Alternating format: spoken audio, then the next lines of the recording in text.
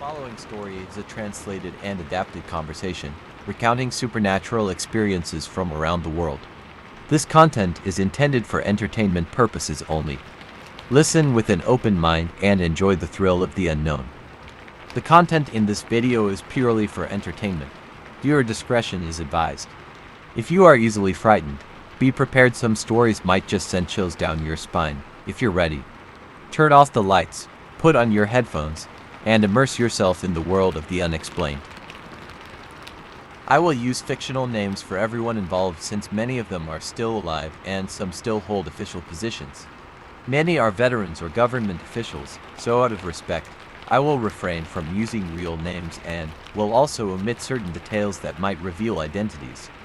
This story was told to me by a respected senior, whom I will refer to as P. Prassett. He shared this experience, which he encountered firsthand, along with his squad leader and subordinates.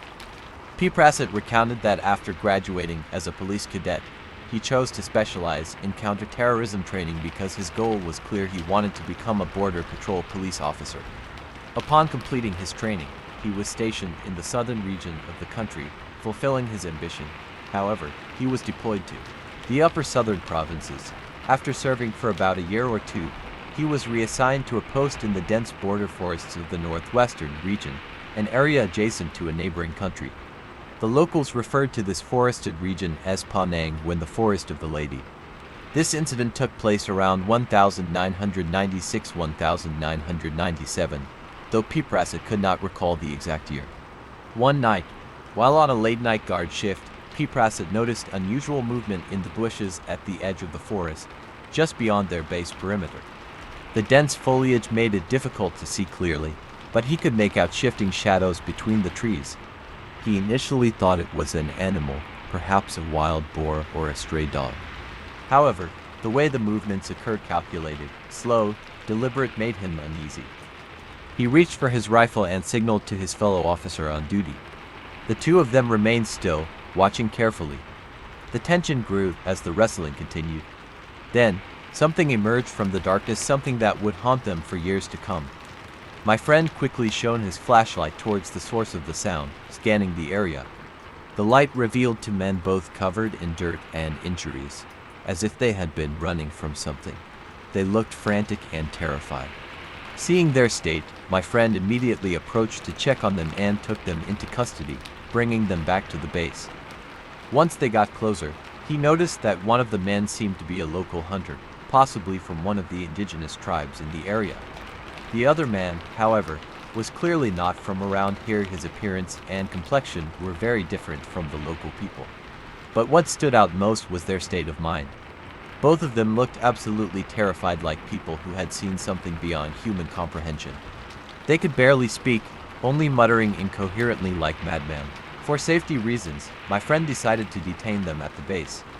After giving them water and letting them rest for about an hour, the hunter seemed to regain some of his senses. He was still shaken, but at least he was able to communicate. Seeing this, Prassett brought him in for questioning, with the commander himself present in the interrogation room.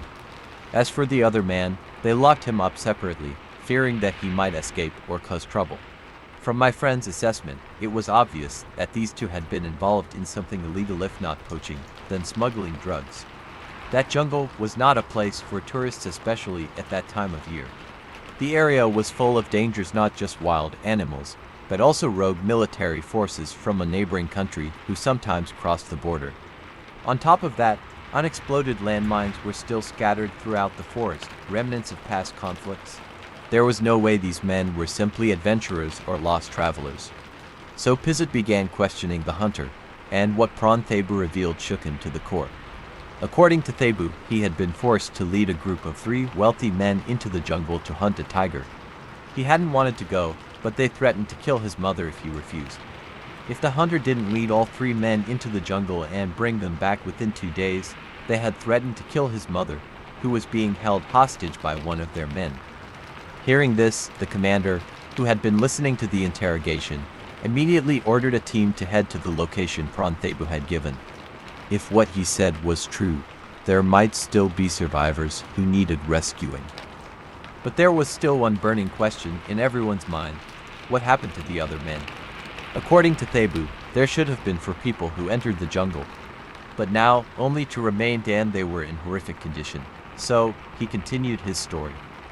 The journey into the jungle, the morning before, after agreeing to lead the men under duress, he began tracking a tiger based on rumors and sightings the rich men had gathered. They traveled deep into the wilderness, moving further away from civilization until they reached the border between two forests, one that belonged to the spirits of the land, known as the sacred forest of Mainangwan. Before they could enter, Thebu asked for permission from Chadi, the leader of the poachers, to perform a ritual. It was a customary spiritual practice among the local hunters.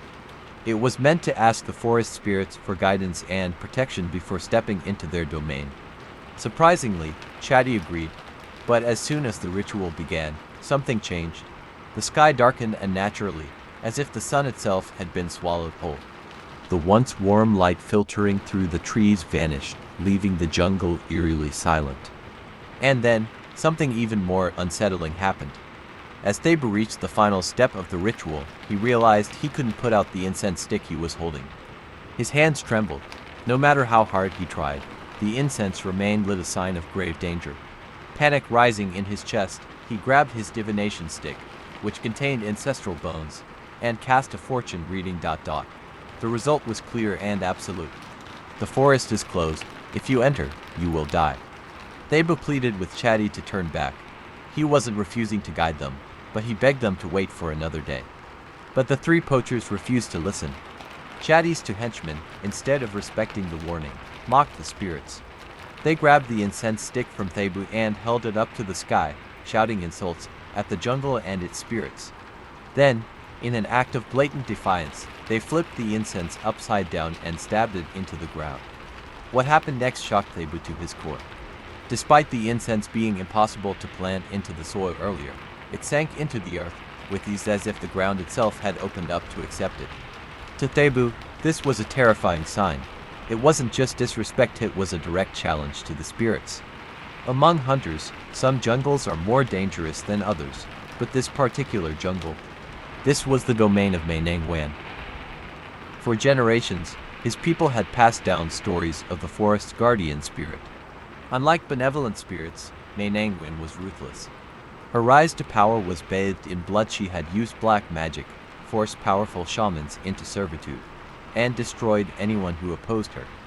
Those who disrespected her domain suffered horrific fates, torn apart by unseen forces, lost in an endless labyrinth of trees, or worse, their souls trapped within the jungle forever. And now, Chadi's men had just sealed their fate. Everything felt cruel and terrifying. After Lady Wan's demise, the local villagers experienced various supernatural occurrences tied to her spirit. In the end, they had to call upon a powerful shaman, a moon sorcerer, to subdue and seal her spirit.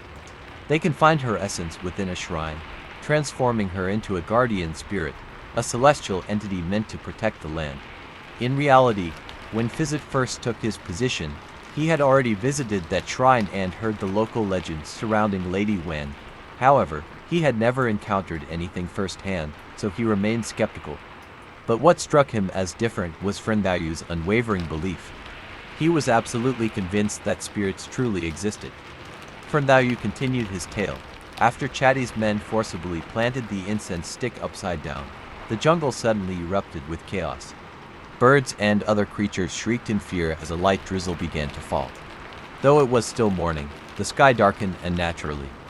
Despite his reluctance to continue, Chadi's men pressed their guns against his head, forcing him to lead the way. Reluctantly, he complied and started tracking the tiger. They followed its trail, starting from an area where deer were known to gather. All the while, the rain continued to drizzle steadily. Friend carefully analyzed the tracks, ensuring they remained downwind to avoid alerting the tiger. He warned everyone to be cautious and to stay silent as they moved forward. After over an hour of careful tracking, the wind suddenly changed direction.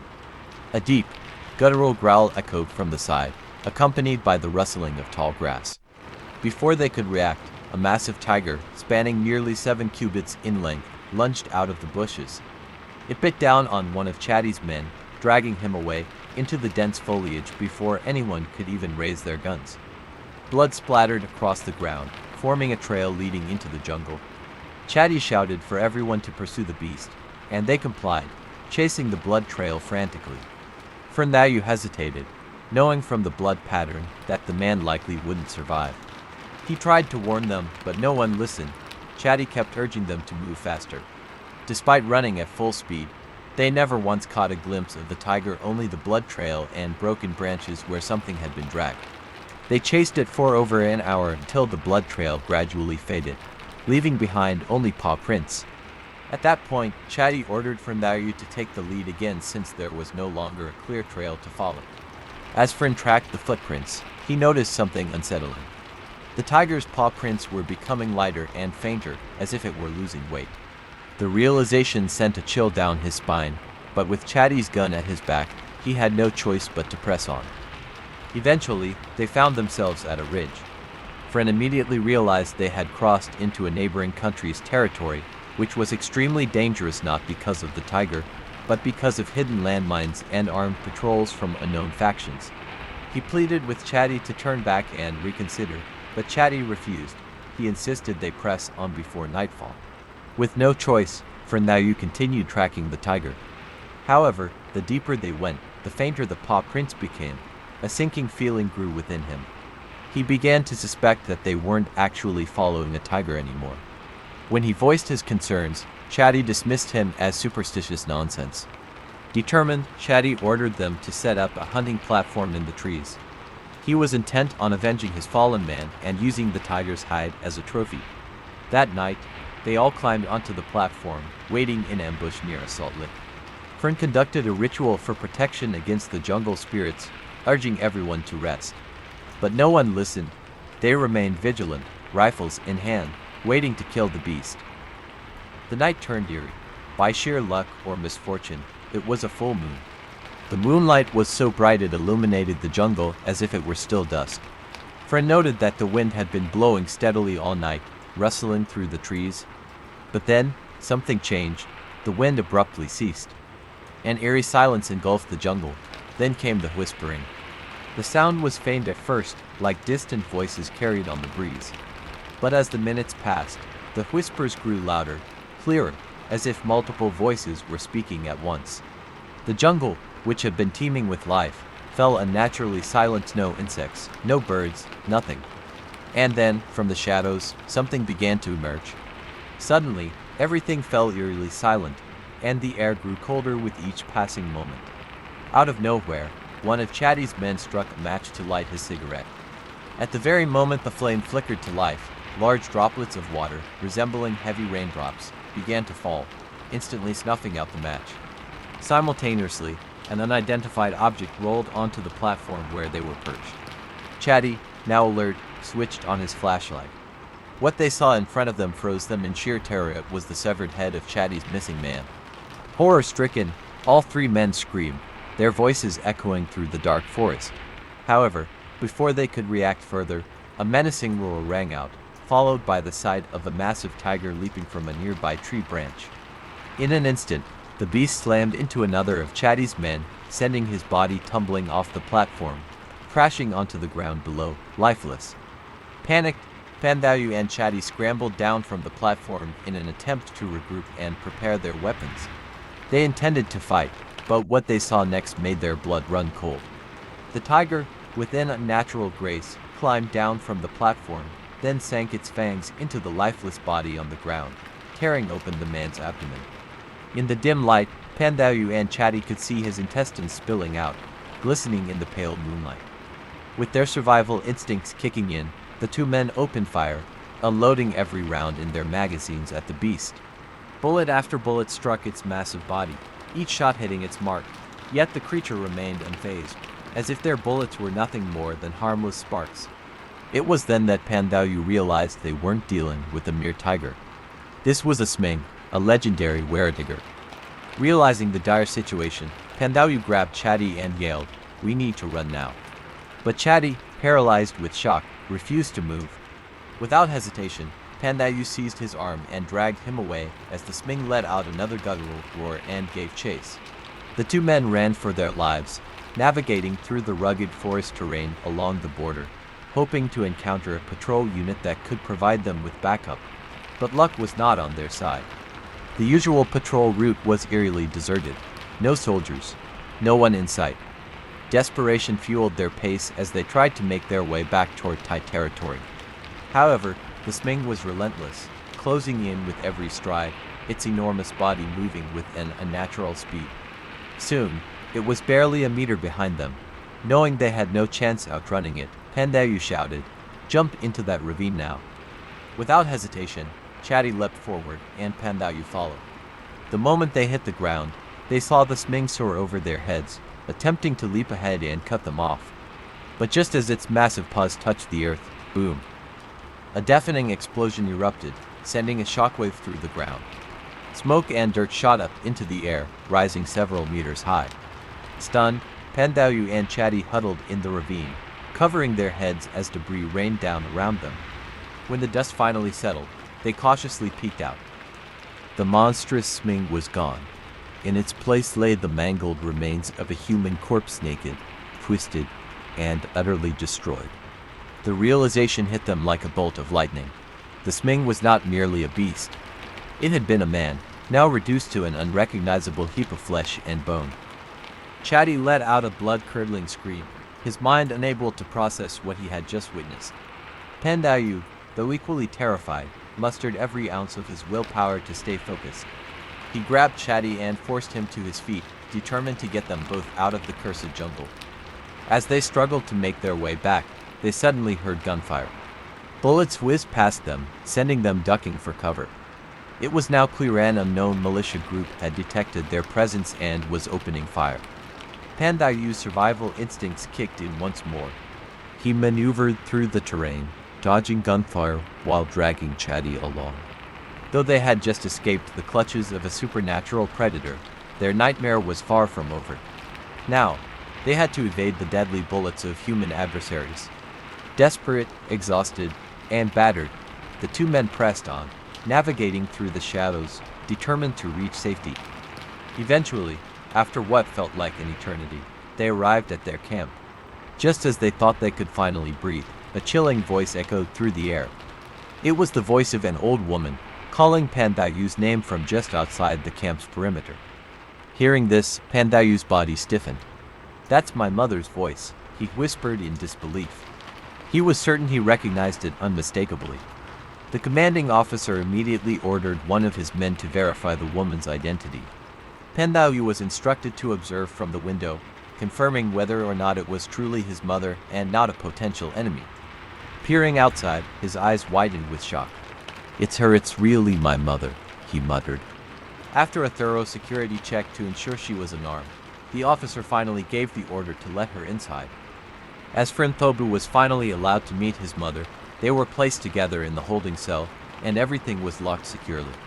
Meanwhile, Fizit took Chatty, who had regained consciousness, for questioning. Just as the interrogation was about to begin, a radio transmission from the team assisting Frin's mother came through. The team reported that they had found the body of a local woman at the given coordinates. Upon confirming with the village elder, they identified the deceased as a local villager whose son was none other than Frinthobu. At that moment, Fizit felt a chill run down his spine. He immediately ran to check the holding cell, which was in a separate room from the interrogation chamber. When he arrived and flung the door open, he was met with an eerie sight. There was no one inside. Both Frin and his supposed mother had vanished. The locks were still in place, yet somehow, they had escaped. Fizit, bewildered and shaken, could only conclude that something unnatural was at play. As he stood in stunned silence, a sudden, chilling scream echoed from the interrogation room. Fizit bolted back, only to find Chatty lying on the floor, unconscious, having lost control of his bodily functions. His men informed him that as soon as Fizit had left the room, Chatty, who had been calm up until then, had suddenly started trembling violently.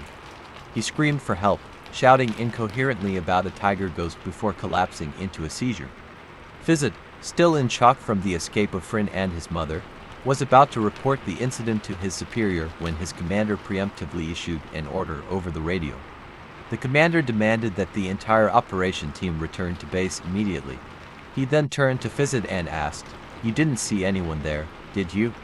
The question caught Fizit off guard, but he hesitantly nodded in agreement. Moments later, another transmission came through, confirming the discovery of a second body. This time, it was a local man, identified by the village elder as Frinthobu, found lifeless at the forest's edge near the border. That revelation sent shivers down Fizzit's spine. He now realized the horrifying truth: what he and his team had encountered was no longer human. His commander quickly ordered all personnel to remain silent about the incident. They were to report only that an unidentified man had run out of the jungle in a delirious state, unable to communicate. Any mention of Frinthobu or his mother was strictly forbidden. As for Chatty, he never recovered from the ordeal. He was declared mentally unstable and was committed to a psychiatric facility, where he remains to this day. His fate left Fizzit with one final chilling question: was everything Frint had told him about the jungle real? Or had it all been an elaborate illusion, crafted by something far beyond human comprehension? Toei, was that creature just a natural tiger in the forest, or was it a seiming? We didn't find a tiger, boss, but we found a human corpse. Exactly. If it was just a dead body, but if it really was a seiming, wouldn't it have survived the explosion? Why didn't it make it? From what Pizzit told me, I said, he spoke with the special ops team that checked Frinthobu's house. Based on forensic evidence, it turns out Thebu had already been dead for over a day. Oh, so then, Toei responded, it's possible that the spirit of Frinthobu was the one telling Pizzit all this. No wonder he was so confused. Was Thebu really there in the forest? Or had he already been dead since the moment he was shot, and no one even realized it? Exactly, I nodded. That's why Pizzit kept saying he couldn't tell whether Thebu's story was real, whether he had actually entered the jungle, encountered the tiger, and survived. Or if it was just a ghost playing tricks on him, leading him to check the house. Oh, so if that's the case, Toei said, then maybe Thebu had already been killed before the hunting trip even started, both him and his mother. That means the rich man and his men went into the forest alone. Right, I confirmed. And the spirit of Frinthobu came back to bring the man to justice, punishing him with insanity, while telling the entire story through a ghostly vision. That makes sense, Toru muttered, nodding. It was as if he was haunted by his own sins. But what about the rest of the bodies? What happened to the other two men? That's just it, I sighed. When they sent out a search team to find the missing men, they found nothing. Wait, so not just 2 people, but 3, right? Toei said.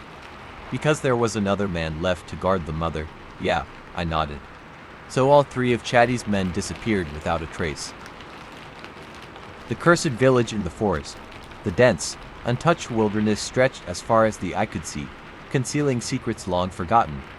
A group of university students, Selena, Mark, Alex, Sarah, and Daniel, decided to embark on an adventurous hiking trip before their final exams. They had carefully planned their route, choosing a trail that led deep into the heart of an ancient forest, unaware that their journey would take a terrifying turn. As the sun dipped below the canopy, painting the sky with hues of crimson and gold, the group stumbled upon a peculiar village. It was nestled in a clearing, surrounded by towering trees, with wooden huts that looked ancient yet well-maintained. Oddly, the village was not marked on any map. There were no signs of modern technology, no wires, no vehicles, just flickering lanterns casting eerie shadows along the dirt paths. The villagers welcomed them with silent nods and blank expressions. Dressed in traditional garments of an unfamiliar design, they moved with an unnatural grace, their eyes reflecting the dying sunlight in an unsettling way. The students, exhausted from the day's hike, decided to accept the villagers' hospitality and stay for the night. While gathered around a dimly lit fire in the central square, an elderly villager spoke in a whispery tone. Through broken speech, he recounted an ancient tale, the legend of the Forgotten Ones. Centuries ago, a settlement had existed deep in the forest, isolated from the rest of civilization. The villagers practiced forbidden rituals, seeking eternal life by merging their souls with the forest itself. It was said that those who drank from the sacred well at the heart of the village would never age, but would also never truly be human again. The story sent shivers down the students' spines, but they dismissed it as mere folklore. They laughed nervously, thinking it was just a ploy to entertain or frighten travelers. But as the night deepened, the reality of their situation began to unravel. In the dead of night, Sarah awoke to a strange rustling outside their hut. Peering through the wooden slats, She noticed villagers gathered near the sacred well. Their bodies twitched unnaturally as they chanted in a guttural, unrecognizable language. She nudged Mark awake, whispering frantically. As he gradually joined her at the window, his breath hitched in his throat. The villagers' faces had changed. Their skin had taken on a tree bark texture, their fingers elongated like twisted roots. Their eyes now hollow, glowing orbs were fixed on the hut where the students rested. A loud creak came from the entrance. Someone or something was trying to get inside. The sun had long set, and the dense canopy of the forest swallowed any remaining light. The village, once seemingly warm and inviting, now exuded an eerie silence. The flickering torches cast long, unnatural shadows that twisted like living things. Jack, Emily, Marcus, and Sarah sat huddled in the small hut they had been offered for the night, their breaths shallow and tense. Then the whispers began, faint at first, like the rustling of leaves in the wind, but soon they grew into chilling murmurs that seemed to come from just outside their hut. Emily clutched Marcus's arm. "Did you hear that?" she whispered. Jack peeked through the wooden slats of the window. The villagers, who had been so hospitable earlier, now stood motionless in the dim torchlight, their faces eerily blank. Their eyes gleamed unnaturally in the dark, reflecting the flames like those of nocturnal predators. The strange, rhythmic chanting began low and guttural, vibrating through the very air. "They know," Marcus muttered, his voice barely above a whisper. "They know we're not supposed to be here." Then came the first scream, long, shrill, and filled with utter terror. It wasn't from one of them. From the distance, beyond the trees, another figure appeared, one of the villagers, but different. Its limbs were elongated, its skin a pale shade of gray. Its mouth stretched into an unnatural grin, revealing rows of jagged, needle-like teeth. The creature moved with inhuman fluidity, stepping into the village center with a slow, deliberate grace. "We have to go. Now," Sarah hissed, already gripping her backpack. Jack didn't hesitate. He reached for the lantern, but Marcus stopped him. "No light. We move in the dark." The group crept toward the back of the hut, where the wooden wall had gaps just wide enough to squeeze through. One by one, they slipped into the shadows, hearts pounding in unison. As soon as they reached the edge of the village, the chanting stopped. Silence. Then, a guttural shriek tore through the night, and suddenly, the villagers and their monstrous counterparts lunged toward them, their bodies moving in unnatural, jerky spasms. The group sprinted into the forest, dodging between the trees, the sounds of pursuit growing ever closer. Branches whipped their faces, roots threatened to trip them, but adrenaline pushed them forward. Behind them, the guttural growls and screeches echoed. A quick glance back showed figures leaping through the trees, their bodies bending and twisting at impossible angles. Up ahead, a small clearing opened. A single stone archway stood in its center, covered in strange carvings. "There," Emily shouted. "Maybe it leads back to the trail." With no other choice, they ran through it. The moment they crossed, an intense pressure squeezed their bodies. The howls and shrieks behind them stopped abruptly, replaced by an unnatural stillness. When they turned around, the village was gone. The forest was quiet, undisturbed, as if it had never been there. The four stood there, panting, their bodies trembling. They had escaped. But as they looked down at their arms, their skin bore strange, faintly glowing symbols. A mark. Something had followed them back. The night deepened as Alex, Mia, Jake, and Emily ran through the dense forest, their breath ragged, their hearts pounding in terror. The eerie glow of the village behind them flickered like dying embers, casting long, distorted shadows against the towering trees. The inhuman villagers were in pursuit, their twisted forms moving unnaturally fast through the underbrush. "Keep running, don't look back," Alex shouted, gripping Mia's wrist as they stumbled over tangled roots. Jake, limping from a twisted ankle, struggled to keep pace. Suddenly, the deafening silence of the forest was broken by an unearthly shriek.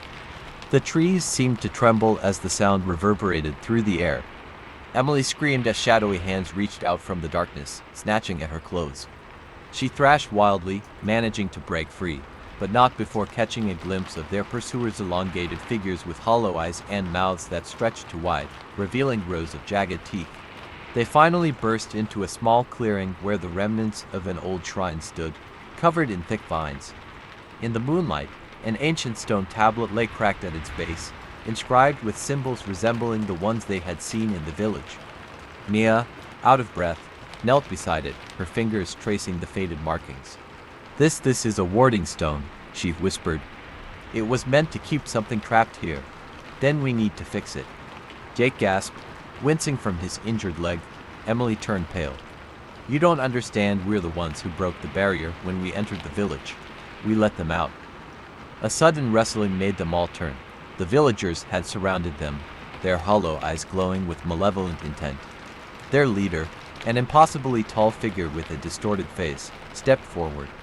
"You trespassed upon our land, you released us now. You must stay forever." The ground beneath them trembled as dark mist slithered from the broken tablet. The air grew thick with whispers, voices from the past warning them of their fate. Alex, in a desperate move, grabbed the shattered pieces of the stone and tried to fit them together. "Help me," he yelled. The others scrambled to assist, their hands shaking as the creatures closed in. The moment the last piece was placed, a blinding light erupted from the tablet.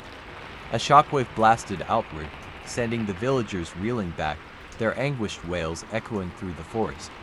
One by one, they dissolved into the mist, vanishing into the shadows of the trees. Silence fell once more. The air, once suffocating, felt lighter. The oppressive darkness that loomed over them seemed to lift. "Is it over?" Emily whispered. The shrine remained quiet, its purpose fulfilled. The group, shaken and exhausted, stumbled away from the clearing. As dawn broke, they finally reached the main road where their car was parked, and touched, as if no time had passed. But as Alex reached for the car door, he froze. His shadow elongated and shifting moved unnaturally against the morning light. Some things, once released, never truly returned to where they belong.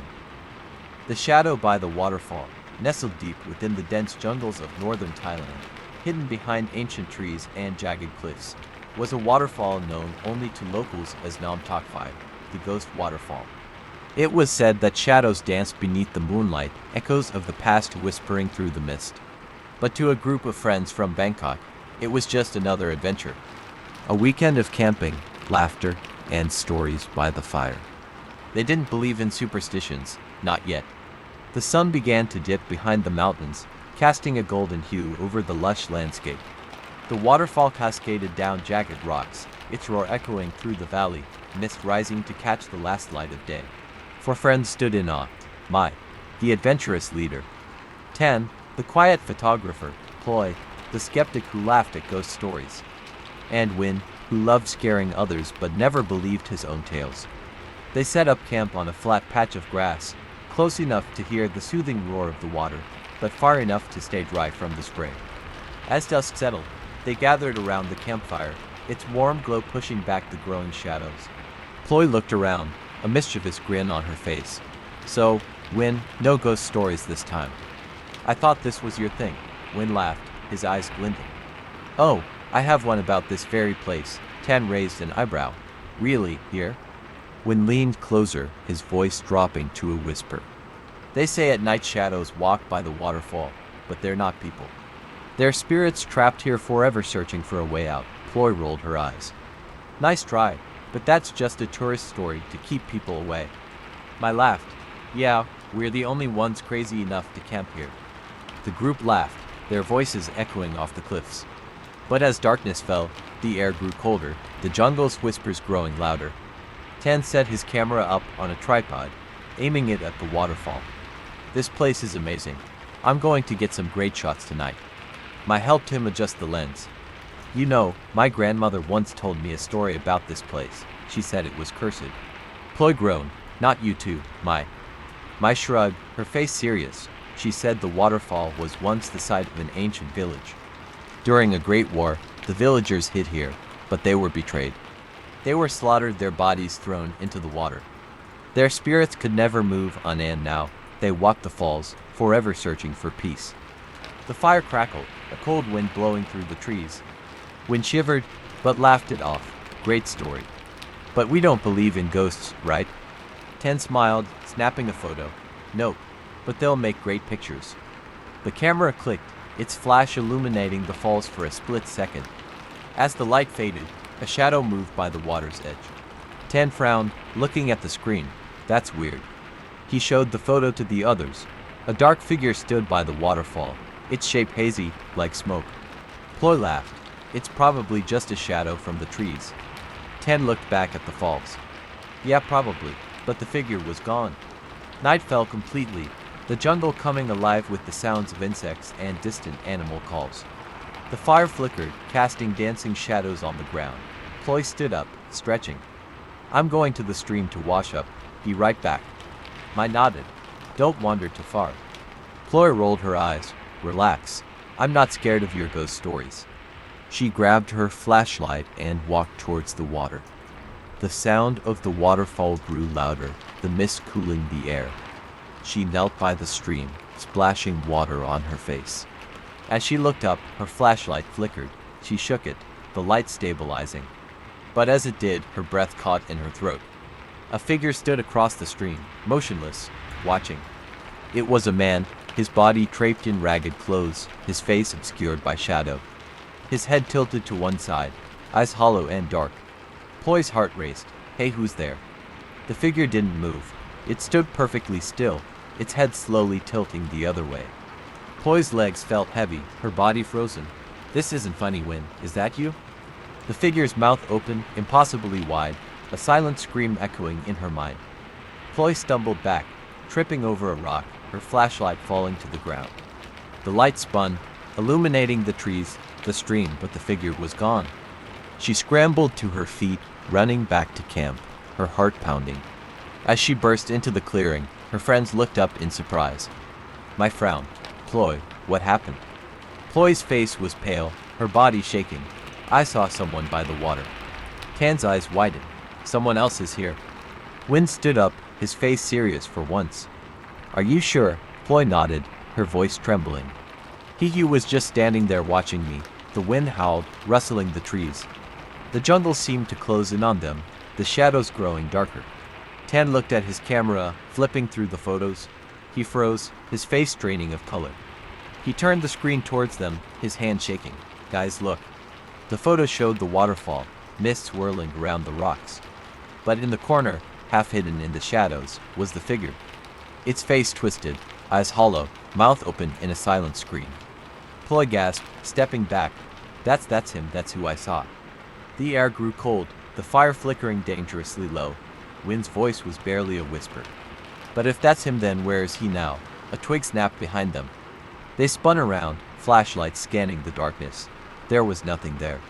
But as the wind carried the mist towards them, a whisper echoed through the trees. A voice faint and distant calling their names. The whisper echoed through the trees, faint but unmistakable. It was calling their names ... Ploy's face went pale. No, that's impossible. Win's bravado faded, his eyes wide. Who's out there? The jungle responded with silence. Only the rustling leaves and the roar of the waterfall broke the eerie stillness. But the air felt heavy, suffocating, as if they were being watched from all directions. Tan's hands trembled as he clutched his camera. We should leave, now. Mai swallowed hard, forcing herself to stay calm. Okay, pack up. We are leaving first thing in the morning. It's too dangerous to hike out at night. The others nodded, relief washing over their faces. But deep down, they all felt it, the feeling of unseen eyes watching them, waiting in the dark. They gathered closer to the campfire, its warmth doing little to chase away the chill that had settled around them. Wing cleared his throat, his voice low. You remember the story I told earlier, about the shadows by the waterfall? Ploy glared at him. If you're trying to scare us again, don't. Win shook his head. I wasn't joking. My grandmother used to tell me about this place. She said it was haunted by the spirits of those who died here. People who were betrayed, who couldn't move on. Tan's eyes widened, like the villagers Mai mentioned. Win nodded, his voice trembling. Yeah, but there's more. She said they call out to the living mimic voices to lure people to their deaths. Anyone who answers the call never comes back. Mai's face turned pale. Are you saying those whispers? Win looked at her, his expression grim. They weren't human. A cold wind blew through the camp, making the flames flicker. The shadows danced, twisting into shapes that seemed almost human. Ploy hugged herself, shivering. This isn't funny anymore. Stop it, Win. Win's eyes were serious. I'm not making this up. A branch snapped behind them. They spun around, flashlights scanning the trees. Nothing, just the darkness, pressing in closer. Tan's voice was a whisper. We should go to the tents. Stay together until morning. They agreed, moving quickly, huddling in pairs. But the feeling of being watched never left. Inside the tent, Ploy and Mai tried to sleep, but every noise made them jump. The wind howled, the leaves rustling like whispers. Ploy's eyes were wide open, her body tense. Mai, do you hear that? Mai listened, her heart pounding. A faint voice drifted through the tent, soft and distant, but unmistakable. It was Win's voice. Ploy, Mai, come out, I need help. Ploy sat up, panic in her eyes.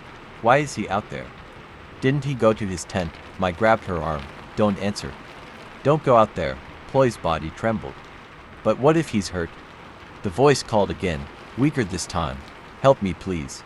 Mai's grip tightened. No. Remember what Win said. They mimic voices to lure people out. Ploy's eyes widened in fear. You think it's not him. The voice outside grew distorted, warping into something unnatural. Ploy, come out. Mai covered her mouth, tears welling in her eyes. The voice was no longer human. It was hollow, echoing, like the sound of the wind through a grave. The tent shook, the air growing colder. Shadows danced outside, circling them. Ploy sobbed, burying her face in her hands. This can't be happening, this isn't real. Mai held her close, her own body shaking. Don't listen, don't look, it can't come in unless we let it. The shadows grew darker, claw-like shapes pressing against the tent fabric. The whispers grew louder, voices overlapping, calling their names. Then, as suddenly as it began, the noise stopped. The shadows vanished. Silence. Ploy lifted her head, her face wet with tears. Did it leave? Mai didn't answer, her eyes fixed on the tent's zipper. It was moving.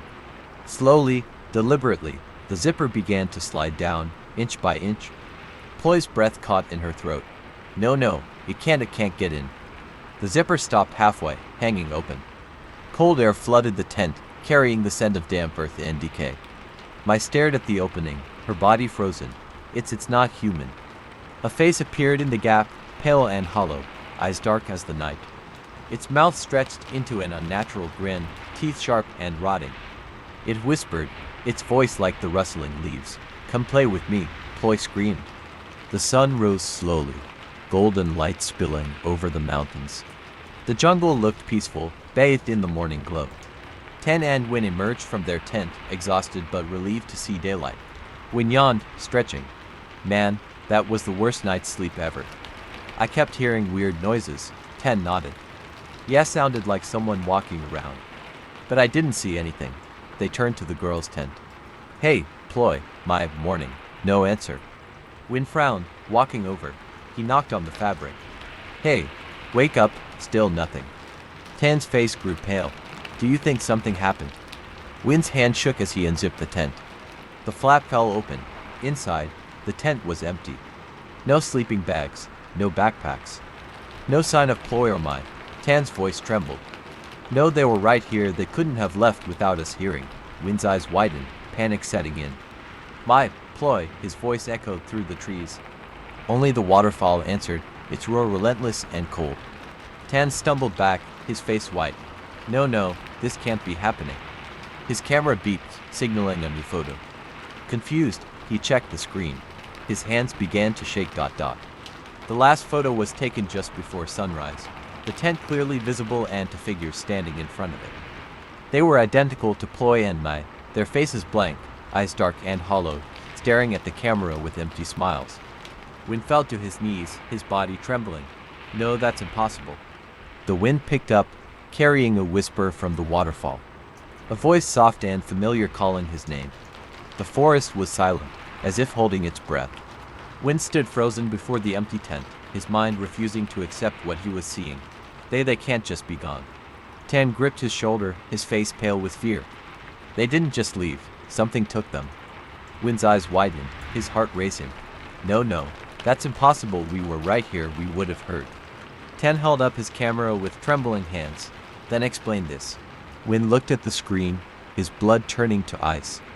The photo showed Ploy and Mai standing in front of the tent, But their faces were wrong, pale and emotionless, eyes hollow, and mouths stretched into unnatural, empty smiles. Wynn stumbled back, nearly tripping over a rock. That's not them. Tan nodded, his voice shaking. I know, but then where are they? A whisper echoed through the trees, faint and mocking. When Tan come play with us, they spun around, flashlights sweeping the forest. There was no one there, just the shadows dancing between the trees. Tan's voice cracked. We have to get out of here now. Wynn's legs felt heavy, his mind reeling. But what about Ploy and Mai? The whisper came again, closer this time. Don't you want to find us? Wynn's chest tightened. It was Mai's voice. Mai, where are you? Tan grabbed his arm. No, don't listen. Remember what Wynn said. They mimic voices. But the voice continued, soft and pleading. Wynn, please help me, it's so cold. Wynn's eyes filled with tears. No, Mai, I can't leave her. Tan's grip tightened, his eyes desperate. It's not her. It wants us to follow, it wants us to get lost just like they did. The wind howled, carrying another whisper. This time, it was Ploy. Tan, don't leave me, I'm scared. Tan's face twisted in pain, his resolve crumbling. No, Ploy, I have to save her. Wynn shook him, his voice firm. No, it's lying. We have to get help. We have to get out of here and come back with help. Tan's eyes were wet with tears. But what if they're still alive? Wynn's voice broke. Then we'll find them, but not like this. Not alone. The whisper grew angry, echoing from all directions. Don't leave, stay, play with us.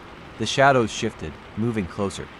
Faces began to form in the darkness, hollow eyes and twisted smiles. The figures looked like Ploy and Mai, but distorted, limbs too long, faces stretched and inhuman. Wynn backed away, his heart pounding. Run. They turned and bolted through the forest, branches clawing at them as the shadows gave chase, their laughter echoing through the trees. The jungle seemed to stretch endlessly, the paths twisting and turning in every direction. Wynn's lungs burned, his legs aching, but he kept running, refusing to look back. Tan was right behind him, his breath ragged. Are they following? Wynn chanced to glance over his shoulder. The shadows were moving faster, their twisted limbs reaching out, faces grinning with malice. Yes, don't stop.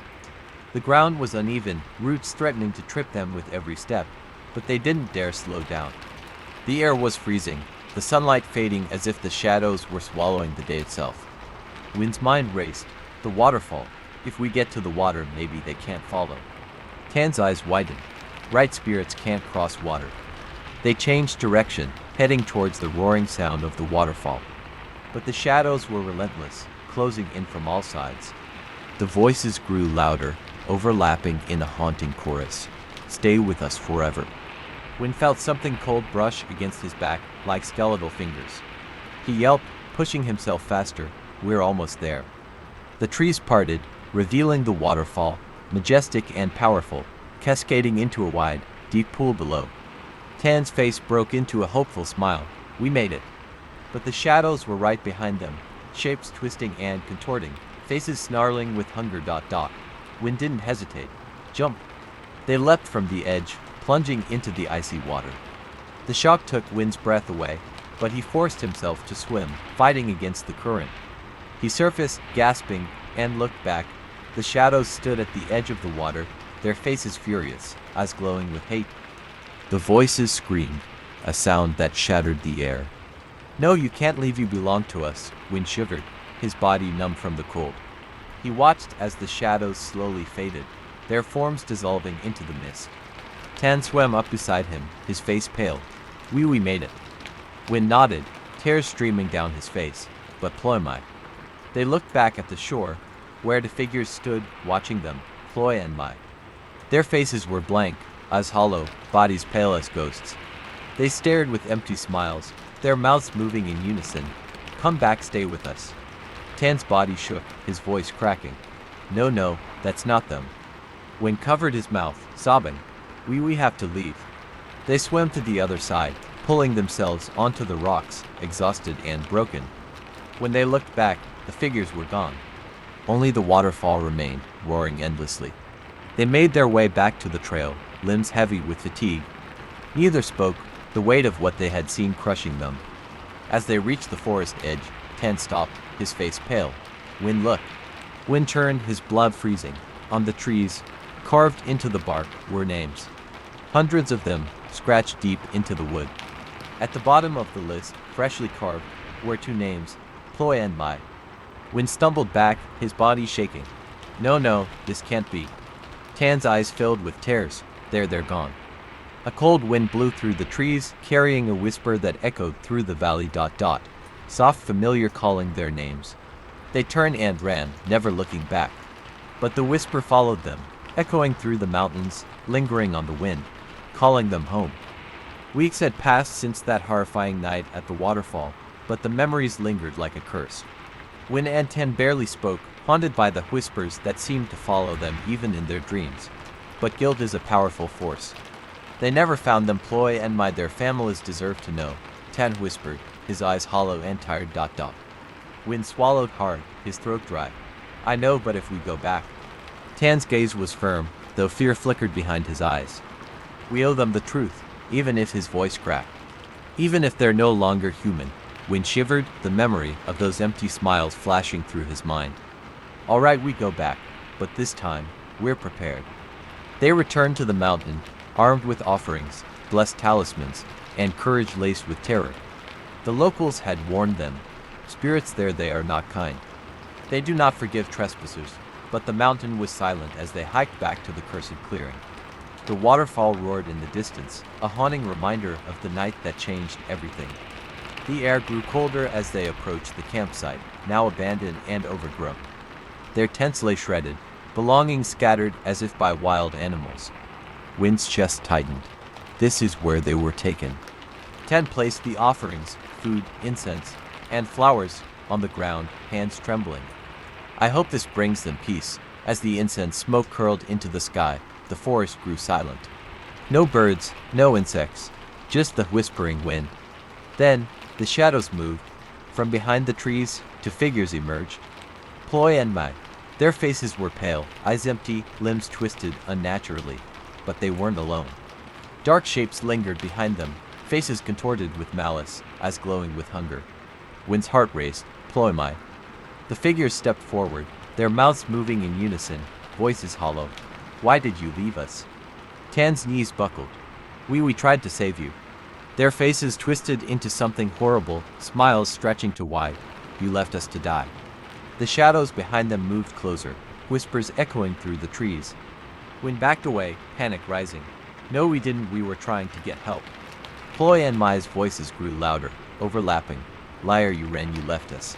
The shadows surged forward, faces flickering, other hikers, other victims, all with the same hollow eyes and twisted smiles. Tan screamed. No, stay away. The shadows laughed, the sound cold and mocking. You will join us. The forest twisted around them, paths disappearing as the shadows closed in. Win and Tan ran, but every direction led them back to the clearing, back to the waterfall. The shadows circled them, faces flickering in and out of the darkness. Ploy and Mai stood at the center, their eyes hollow, faces emotionless. Win's body shook. Please let them go. The shadows hissed, voices echoing from every direction. They belong to us, and now so do you. The air grew cold, the ground shifting beneath their feet. Win stumbled, falling to his knees. No, this can't be happening. Tan dropped the incense, his voice desperate. We brought offerings. We're sorry. We didn't mean to trespass. The shadows laughed, the sound echoing through the forest. It's too late, you heard the call, you followed, you are ours. The ground opened beneath them, darkness swirling like smoke. Hands reached up, cold and skeletal, pulling at their legs. Wind screamed, clawing at the dirt. No, let us go. But the shadows were relentless, pulling them down, their faces twisted with rage. Stay with us forever. Ploy and Mai's faces flickered, their eyes momentarily soft, mouths moving silently. Help us. Then they were gone, swallowed by the darkness. Win's vision blurred, cold hands wrapping around his body, pulling him into the earth. The last thing he heard was Tan's voice, screaming his name, before the shadows consumed them both. Days later, the locals found the campsite, the belongings untouched, the tents shredded. But there was no sign of Win or Tan. Only the waterfall remained, roaring endlessly, echoing through the valley. On the trees, two new names were carved deep into the bark, Win and Tan. The wind blew softly, carrying faint whispers through the forest. Voices that echoed through the mountains, calling out to anyone who would listen. Soft, familiar pleading. Help us, don't leave us here. But no one dared to answer, for the shadows were waiting. Whispers of the deep jungle. Thailand's dense rainforests have long been shrouded in mystery, home to ancient spirits and unseen forces that have guarded the land for centuries. Local legends tell of voices that echo through the trees, calling out to travelers by name, leading them deeper into the jungle, never to return. Driven by curiosity and the thrill of adventure, a group of 5 close friends from Bangkok and Kanya, Chai Noi, and Lek planned a hiking trip into one of Thailand's most remote forests, untouched by modern civilization. Unbeknownst to them, their journey would plunge them into a nightmare far beyond their understanding. The sun hung low, casting long shadows over the thick canopy. The air was heavy with humidity, carrying the scent of damp earth and blooming wildflowers. Vibrant green leaves rustled softly as the group moved along the narrow, overgrown trail, surrounded by towering ancient trees. The forest seemed to breathe, whispering secrets as the sunlight gradually faded. Anan, the group's unofficial leader, consulted the map. If we keep this pace, we should reach the clearing before dark, he announced, his voice confident. Kanya, his girlfriend, captured the beauty of their surroundings on her camera, oblivious to the subtle chill that crept through the air. Noi, the most superstitious of the group, shivered. I don't like how quiet it is, she murmured, her eyes darting around nervously. Chai teased, scared already, it's just a forest, Noi.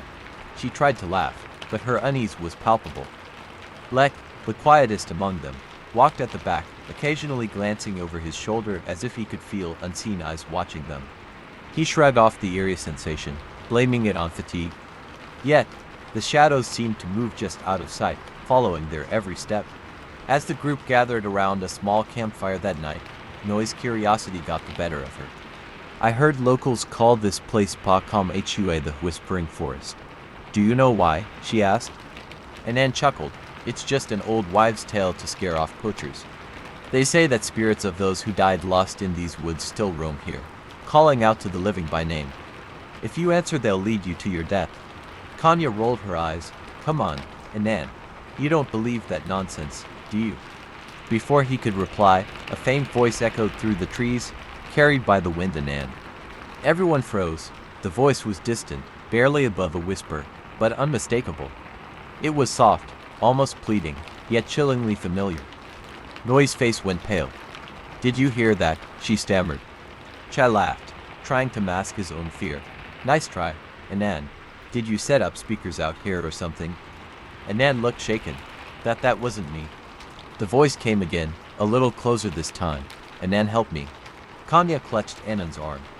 Who would be out here in the middle of nowhere? Her voice trembled, her earlier skepticism replaced by fear. The forest fell silent once more, the only sound the crackling of the campfire. Yet, an oppressive feeling hung in the air, as if the jungle itself was holding its breath, waiting. Unable to shake the eerie encounter, they decided to stick closer to the campfire, their laughter forced and conversation strained. But as the night wore on, exhaustion took its toll. One by one, they drifted off to sleep, except for Anan, whose name had been called. He lay awake, staring at the shadows cast by the firelight, replaying the voice over and over in his head. It was familiar, painfully so. It sounded just like his younger sister, Molly, who had gone missing years ago in a forest not far from here. His heart raced. Could it really be her? Had she survived somehow? Was she calling for help all this time? The thought gnawed at him, guilt mixing with hope. Then he heard it again, unmistakable this time, closer than before. Anan, help me please, he shot up, eyes wide, scanning the darkness. The voice echoed through the trees, weaving between the trunks, moving deeper into the jungle. Anan stood, his body moving on instinct. Molly, he whispered, his voice cracking. He took a step forward, his heart pounding. Anan hurried. He turned back to look at his sleeping friends, then at the dark forest. Every rational thought screamed at him to stay put, to wait for morning. But the voice was so real, so desperate. Taking a deep breath, he stepped into the shadows, following the voice that seemed to fade and reappear, always just out of reach. Anan followed a haunting voice deep into the jungle, a voice that sounded like his missing sister, Molly. Despite his fear, he ventured into the darkness, leaving his friends behind, unaware of the ancient danger lurking within the trees. The dense jungle seemed to close in around him as Anan pushed through the tangled vines and branches, guided by the faint whispers that echoed through the darkness. His flashlight flickered, its dim beam barely piercing the heavy shadows. The air grew colder the deeper he went, and an unnatural silence hung in the atmosphere, broken only by the sound of his footsteps crunching on dried leaves. The trees loomed like skeletal giants, their twisted limbs reaching out like claws, blocking the moonlight. His heart raced, pounding in his chest. Every rational thought screamed at him to turn back, to return to the safety of the campsite. But the voice ... Anan, help me. His breath hitched. It was so close now, just ahead, beyond a thick curtain of vines. Summoning his courage, Anan pushed through, stumbling into a small clearing. The clearing was empty, but the air was frigid, sending chills down his spine. At its center stood a gnarled, ancient tree, its trunk twisted and scarred, its branches forming grotesque shapes that seemed to writhe and sway, even without wind. Anan's eyes widened as he noticed carvings etched into the tree's bark, strange symbols he couldn't understand, symbols that seemed to move and shift as he stared at them. Then, from behind the tree, a shadow emerged. Back at the campsite, the others awoke to find Anan missing. Panic set in as Kanya shook the others away. He's gone, Anan's gone. Noi's face turned pale. He wouldn't go off alone, would he? Chai cursed under his breath. Where the hell did he go? Lek's voice was low, his eyes fixed on the darkness beyond their camp. He followed the voice. Kanya's blood ran cold. What voice? Before Lek could answer, a branch snapped nearby, echoing ominously through the jungle. Noi's eyes widened with fear. We have to find him before it's too late. Lek swallowed hard. There's an old legend about this forest. My grandmother used to tell me about it when I was a kid. She called it the voice of the nameless. It said that lost spirits roam these woods, calling out to the living, mimicking the voices of loved ones. If you answer, they lead you to where they died so you can take their place. The group fell silent, horror dawning on their faces. Chai shook his head in disbelief. That's just an old story, right? Lek looked at him, his face grave. That's what I thought until I heard the voice calling my name just before Anan disappeared. Meanwhile, in the clearing, Anan stood frozen as the shadow moved closer, its form twisting and contorting unnaturally. It was human-like but wrong, its limbs elongated, its movements jerky and disjointed, as if struggling to mimic a person's walk. Then it spoke. Anan, it's me, Molly. His breath caught in his throat. The voice was perfect, her tone, her inflection, everything. But the figure was not his sister. Its face was featureless, a blank, hollow slate that slowly began to shift, molding itself to resemble Molly's face. Anan stumbled back, his flashlight flickering. No, you're not her. The creature's mouth twisted into an unnatural smile, stretching wider than any human should. Its eyes were hollow, dark voids that seemed to pull at his soul. Anan, don't you want to save me? His resolve wavered. Memories of Molly flooded his mind, her laughter, her smile, the day she disappeared. Guilt and hope battled within him. Help me, Anan, the voice repeated, the creature stepping closer, its limbs bending at impossible angles.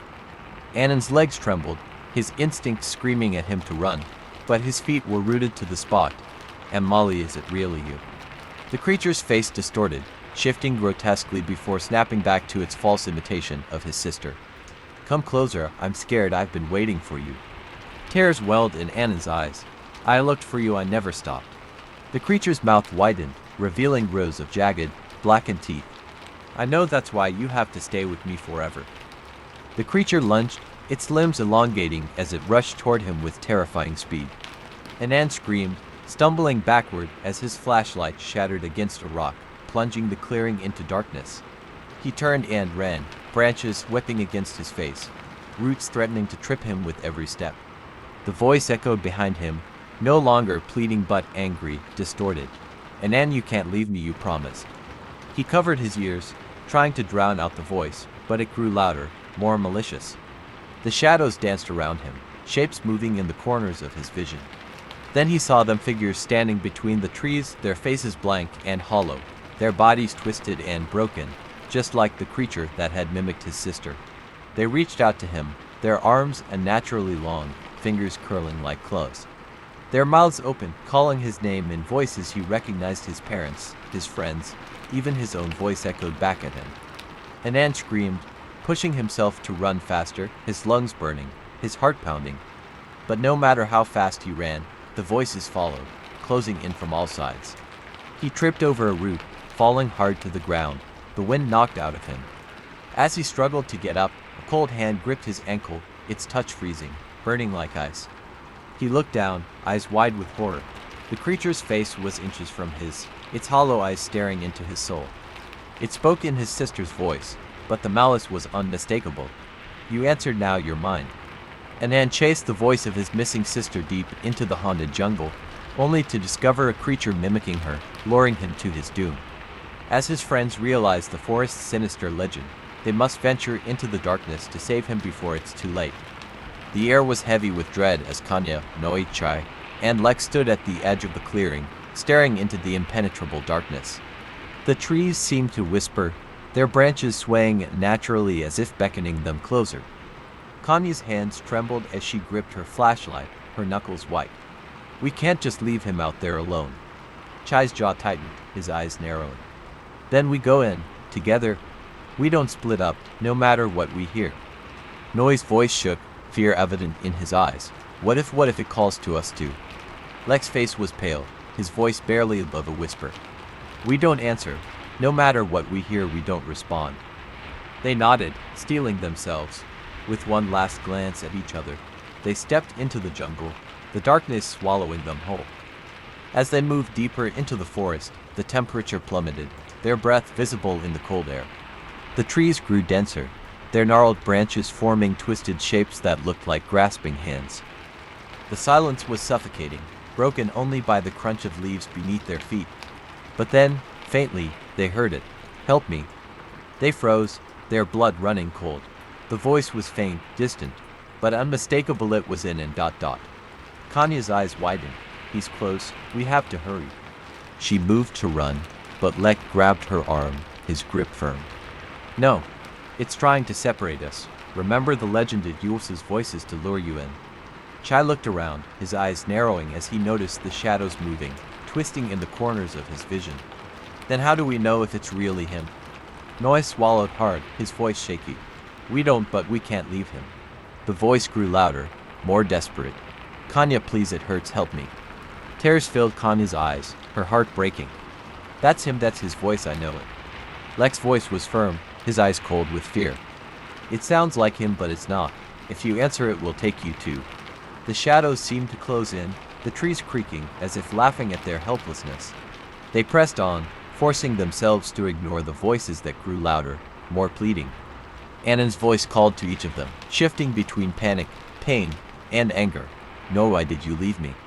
"Chai, help me, it's so cold." "Lek, please, I'm scared." Each time, the group flinched, fighting the urge to respond. But the voices became crueler, taunting them, mimicking their loved ones. "Kanya, don't you love me?" It was her mother's voice, filled with pain and betrayal. "No, you're a coward, you always run away." It was his father's voice, laced with contempt. "Chai, you can't save anyone, not even your friends." It was his older brother, who had died years ago. The jungle seemed to close in on them, the shadows moving like living creatures. Their breaths came in short gasps, fear gripping their hearts. Noi stumbled, tears streaming down his face. "Make it stop, please, I can't take it." Chai pulled him up, his own face pale. "We are almost there, stay strong." Suddenly, they broke through the dense foliage and stumbled into the clearing. The ancient, gnarled tree loomed before them, its twisted branches writhing like serpents. At its base lay Anan, unconscious, his body pale and still.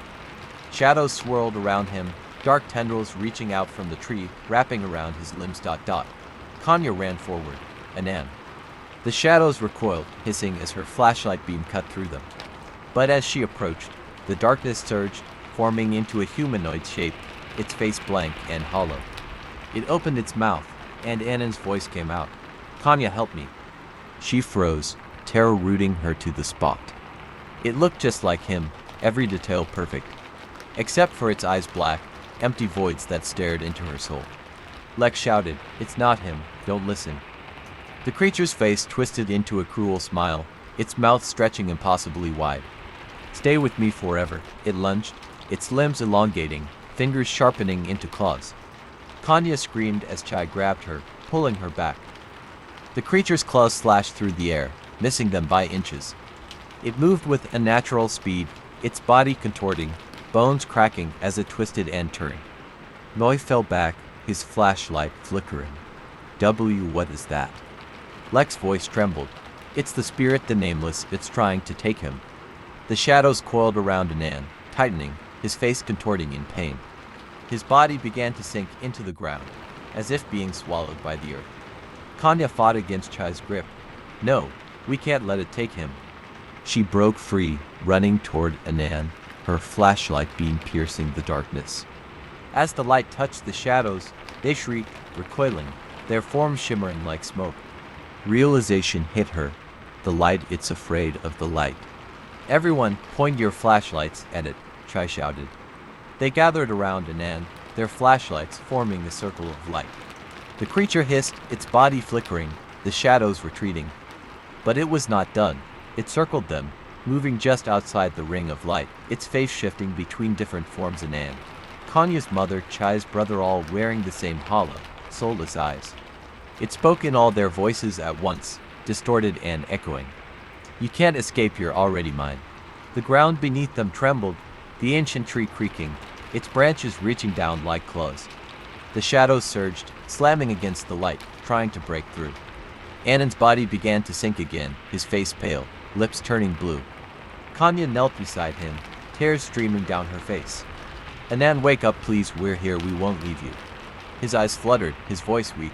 "K Kanya, I heard her, I heard Molly." Kanya's heart shattered, realization hitting her. The spirit had used his grief, his love for his sister, to lure him in. The shadows howled, the creature's face contorting with rage. The light was weakening, their flashlights flickering as the darkness closed in. The creature lunged, its face splitting open to reveal rows of jagged, black teeth. Anan lies on the brink of death, his body entwined by shadows, as his friends fight the nameless spirit that has haunted the jungle for centuries. The creature, a shapeshifter born from grief and despair, uses their loved ones' voices to break their will. Surrounded by darkness and running out of time, they must face the ancient curse or be trapped forever. The jungle howled with the voices of the lost, a cacophony of whispers echoing from every direction. The creature circled them, its form shifting, twisting between faces that tormented each of them. Its hollow eyes locked onto Kanya, her mother's voice spilling from its mouth. "Why did you leave me? Why didn't you save me?" Kanya's knees buckled, her heart shattering. "Mom, I tried." Chai grabbed her arm, his voice sharp. "It's not her, don't listen." The creature's face contorted, bones cracking as it became Chai's brother, his voice full of accusation. "You left me to die, it's your fault." Chai's hands trembled, tears streaming down his face. "No, I didn't, I couldn't save you." Noi screamed as the creature's face morphed into his father, the voice cold and unforgiving. "You're weak just like your mother, you ran away, coward." Noi covered his ears, sinking to the ground, his body shaking. "Stop it, stop." Lex's eyes widened as the creature turned to him, its mouth twisting into a cruel smile. "You watched them die and did nothing, they suffered because of you." The shadows swirled, closing in on them, feeding on their guilt, their grief. The light from their flashlights flickered, weakening. The air grew colder, the darkness pressing down on them, suffocating. Anan's body began to sink further into the earth, shadows wrapping around his face, his breath growing weaker. Kanya's heart clenched, panic flooding her. "No, we can't let it take him," she screamed, falling to her knees beside him. Her flashlight flickered, the light dimming. The creature's face twisted, the empty eyes narrowing. "Give up, you can't save him, you can't save yourselves." Kanya's mind raced, her heart pounding. It was feeding on their emotions, using their pain to grow stronger.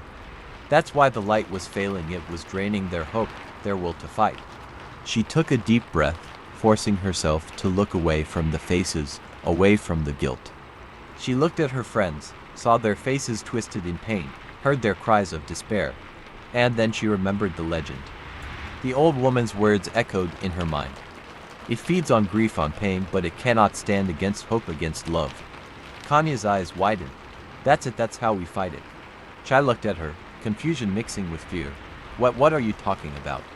Kanya's voice grew stronger, her resolve hardening. It's using our pain, our regrets, that's how it's controlling us. But if we let go, if we forgive ourselves, it loses its power. Noi's voice shook, but how can I? Kanya grabbed his hand, her eyes fierce. By remembering the love, the good memories, by letting go of the guilt. She stood up, facing the creature, her flashlight beam growing brighter. You can't have him, you can't have us. The creature's face twisted in anger, the shadows swirling violently. You belong to me, your pain, your despair feeds me.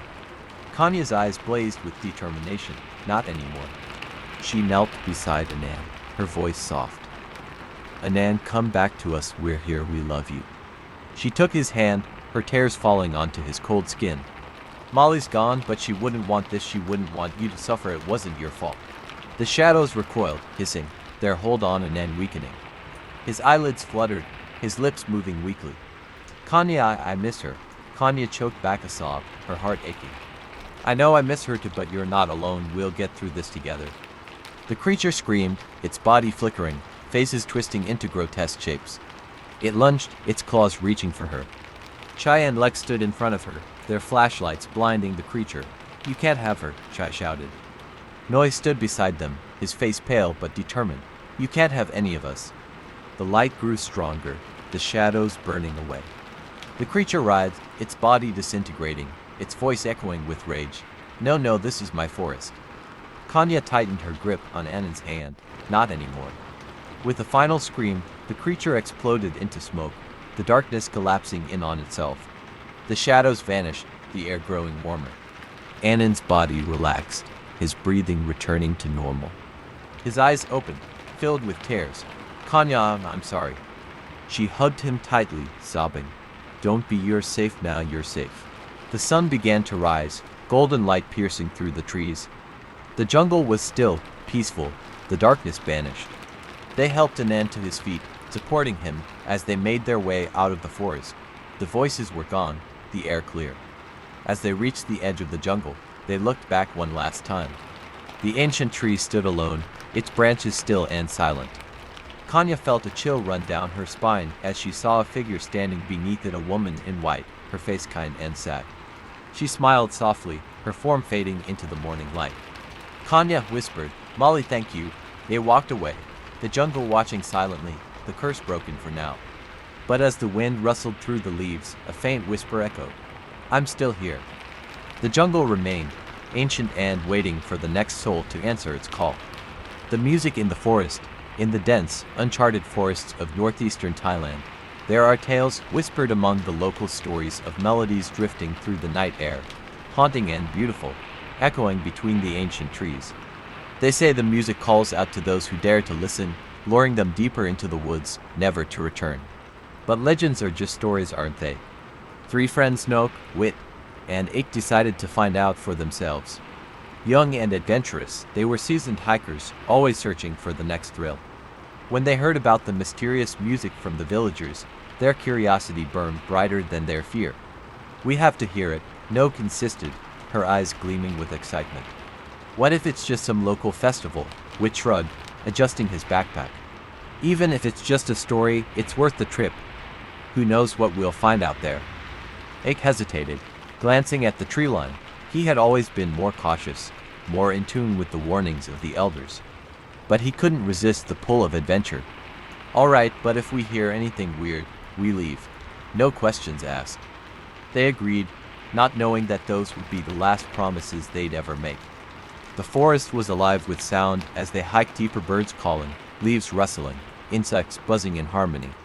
The air was thick with the scent of earth and blooming flowers, the sunlight filtering through the canopy in golden shafts. This place is beautiful, Nok marveled, snapping pictures with her camera. It doesn't feel haunted at all. Ake's shoulders relaxed.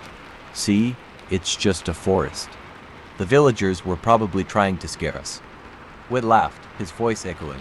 If we hear any music, it's probably someone's radio. They set up camp near a clearing, the ground soft with moss. As evening approached, the forest grew quieter, the vibrant greens fading into shadows. They built a fire, cooking instant noodles and sharing ghost stories, laughter breaking the stillness of the night. But as the moon rose high, bathing the forest in silver light, the air grew cold. The trees seemed to lean in closer, their twisted branches reaching like skeletal fingers. And then they heard it. A haunting melody floated through the air, soft and mesmerizing. It was the sound of a kina traditional Thai bamboo mouth organ playing a mournful tune. The notes danced between the trees, delicate and beautiful, but there was something unsettling about them, something wrong. Egg's face paled. That's not possible. We are miles away from any village. Nox's eyes widened, her voice a whisper. It sounds so close. Wit stood, peering into the darkness. Maybe someone's passing by. I'll go check it out. Egg grabbed his arm, his grip trembling. No, don't. I've heard stories about this. They call it the Faifang Wow, the ghost musician. Noak and Wit turned to him, faces pale. What do you mean? Egg's voice shook. They say a long time ago, a musician was lost in these woods. He played his keen to guide himself back, but the spirits didn't want him to leave. They say he's still out there, playing for eternity, waiting for someone to take his place. The melody grew louder, closer, the notes twisting in the air, beautiful yet sorrowful. It was calling to them. Noak shivered, hugging herself. It's just a story, right? Ake's eyes were wide with fear. I don't know, but we shouldn't listen to it. Cover your ears, don't let it in. But it was too late. Wit took a step towards the trees, his eyes glazed over. It's so beautiful, I have to see who's playing. Ake shouted, grabbing him. No, don't follow it. But Wit's body was stiff, his face emotionless. I have to find him. He broke free from Ake's grip, stumbling towards the darkness, his footsteps unsteady as if he were in a trance. Noak screamed. Wit, stop, but he didn't look back. The music grew louder, the melody wrapping around him like a fog, leading him deeper into the shadows.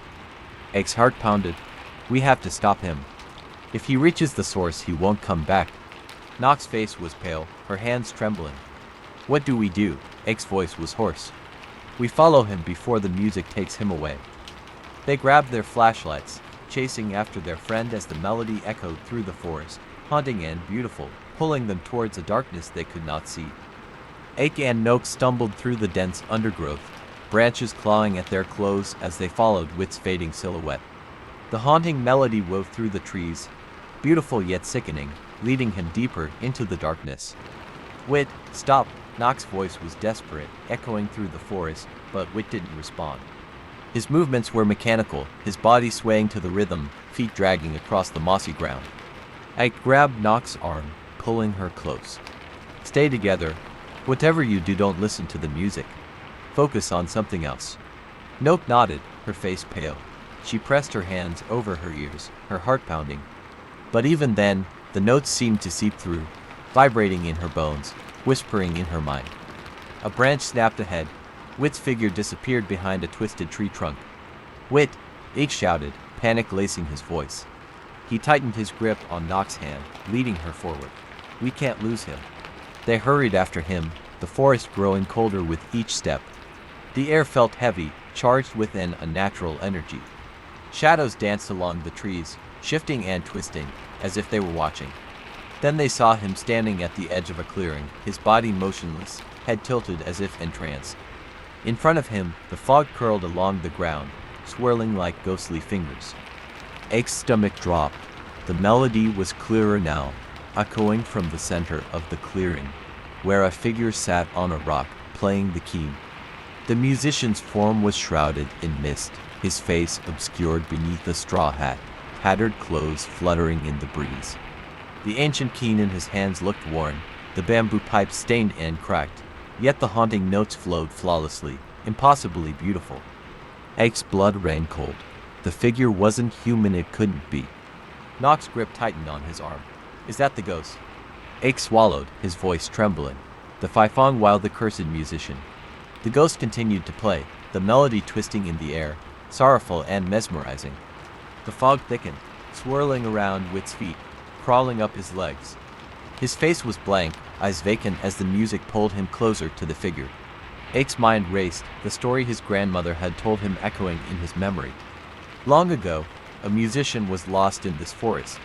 He played his keen to find his way home, but the spirits were jealous of his talent. They cursed him, trapping his soul in the music for eternity. Now, he plays to lure others to take his place. Ake's heart pounded. If wit reaches him, he'll never come back. Knox's eyes widened. We have to stop him. But as they tried to move closer, the fog surged, cold and heavy, pushing them back. The music grew louder, the notes sharper, slicing through the air. Ake's knees buckled as a wave of dizziness washed over him. Noak stumbled, her vision blurring. I can't move. The fog tightened around them, ghostly whispers echoing through the clearing, voices overlapping in mournful harmony. They could almost make out words pleading, crying, trapped in the melody. Ake's heart sank. Those are the lost souls, everyone who followed the music. The ghost's fingers danced across the keen, his head tilting as the tune changed, growing sweeter, more inviting.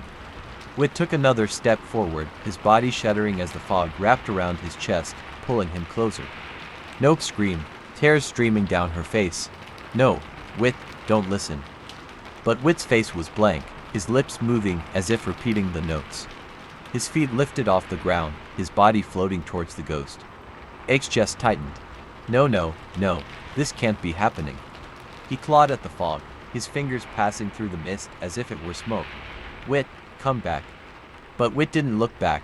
His body was almost at the ghost's side, the music swirling around him, cocooning him in its haunting melody. The ghost turned his head slowly, his face still hidden beneath the straw hat, but Ake felt his eyes cold, hollow, watching them from the shadows.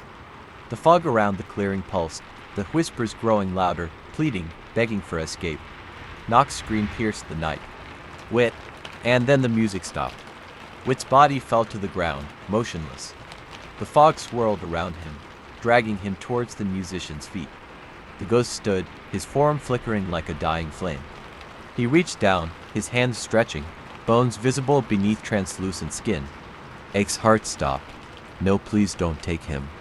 The ghost's head tilted, the straw hat slipping back just enough for Ake to see his face, empty eye sockets, skin stretched tight over hollow cheeks, a mouth twisted in eternal sorrow. He picked up Wit's body, cradling him like a broken doll. The fog enveloped them, the whispers growing frantic, a cacophony of voices wailing as the ghost turned, carrying Wit into the mist. Ake screamed, rushing forward, but his body hit an invisible wall. The fog coiled around his arms, cold and heavy, forcing him to his knees. Noak collapsed beside him, sobbing uncontrollably. No, Wit, please. The ghost's form faded, the fog dissolving into the trees, taking Wit with him. The whispers echoed one last time before the clearing went silent, the forest returning to its stillness, as if nothing had happened. Only the faint echo of the keen's melody lingered, haunting the air. Ake's hands shook as he pounded the ground. No, Noak curled into a ball, her body trembling. He's gone, he's really gone. The forest watched in silence, ancient and unmoved. The wind sighed through the branches, whispering a tune that would never end. The forest was suffocatingly silent. Ake's ears rang, haunted by the melody that had stolen his friend. He stared at the spot where Wit had vanished, the earth undisturbed, no trace left behind. Only the chill of the fog lingered, fading slowly into the trees. Knock's sobs broke the silence, raw and desperate. She clutched the ground as if it might anchor her to reality, her body shaking uncontrollably. Ake's throat tightened, his chest heavy with grief and guilt. He had promised they would be safe. We have to get out of here, Ake choked, forcing himself to stand. His legs wobbled, his body drained, but they couldn't stay. Not after what they had seen. We need help, someone who knows what that thing was. Knock's eyes were hollow, her face pale as she looked up. Wit, he's gone, Ake, he's really gone. Ake clenched his fists, his nails digging into his palms. No, I won't let it end like this. We'll find a way to get him back. Knock's lips trembled. How? That thing took him like he was nothing. Ake swallowed, his gaze hardening. There's a village nearby. The old lady who told us about this forest. She knew something. She warned us about the music. Knock's eyes widened with a spark of hope. You think she knows how to save him? Ake nodded, his resolve solidifying. If anyone knows about that ghost, it's her. We have to find her before it's too late.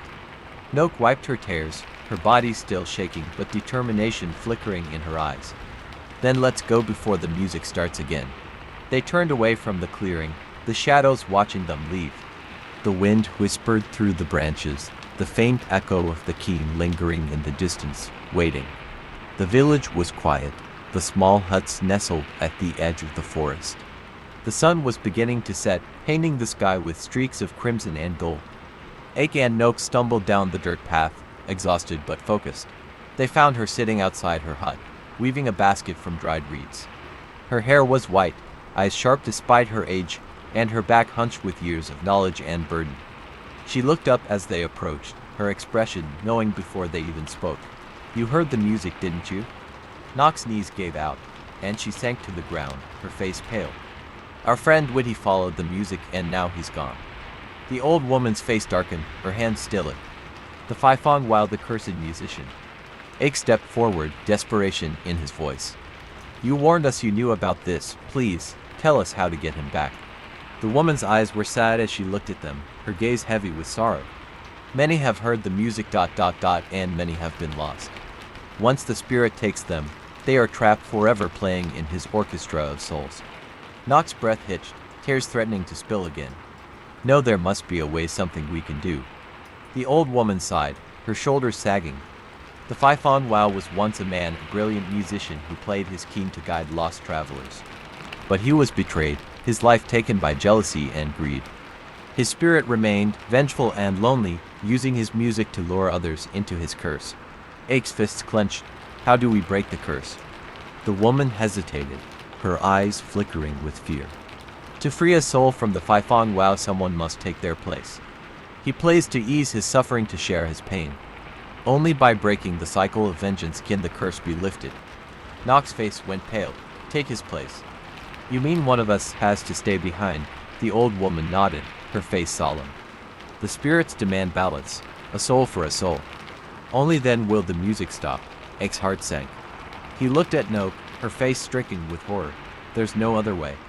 The woman's eyes were sad. "The curse is powerful, ancient. It feeds on loss and longing. If you truly wish to save your friend, you must decide who will stay and who will leave." Nock's shoulders shook, a sob escaping her lips. I can't do this ... double quotes. Ake's stomach twisted, his chest tightening painfully. But he knew he had to save Whit, no matter the cost. He looked at the old woman, his voice steady despite the fear in his heart. "Tell us how to find him. Tell us how to end this." The old woman's eyes softened with pity. She reached into her pocket, pulling out a bundle wrapped in faded cloth. She handed it to Ake, her fingers trembling. "Inside is a charm blessed with protection. It will guide you back to the clearing, but it won't shield you from the music. You must resist and make your choice before dawn, or the curse will claim you both." Ake took the charm, his fingers curling around it. "Thank you for helping us." The old woman looked away, her face etched with sorrow. "The spirits are cruel, they take without mercy. I pray you find the strength to do what must be done." Noak buried her face in her hands, her shoulders shaking. Ake put his arm around her, holding her close as he whispered, "We'll save him, I promise."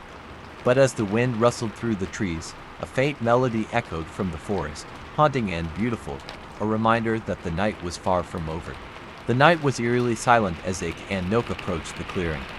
The air was heavy, the trees looming like ancient sentinels, their shadows twisting in the moonlight.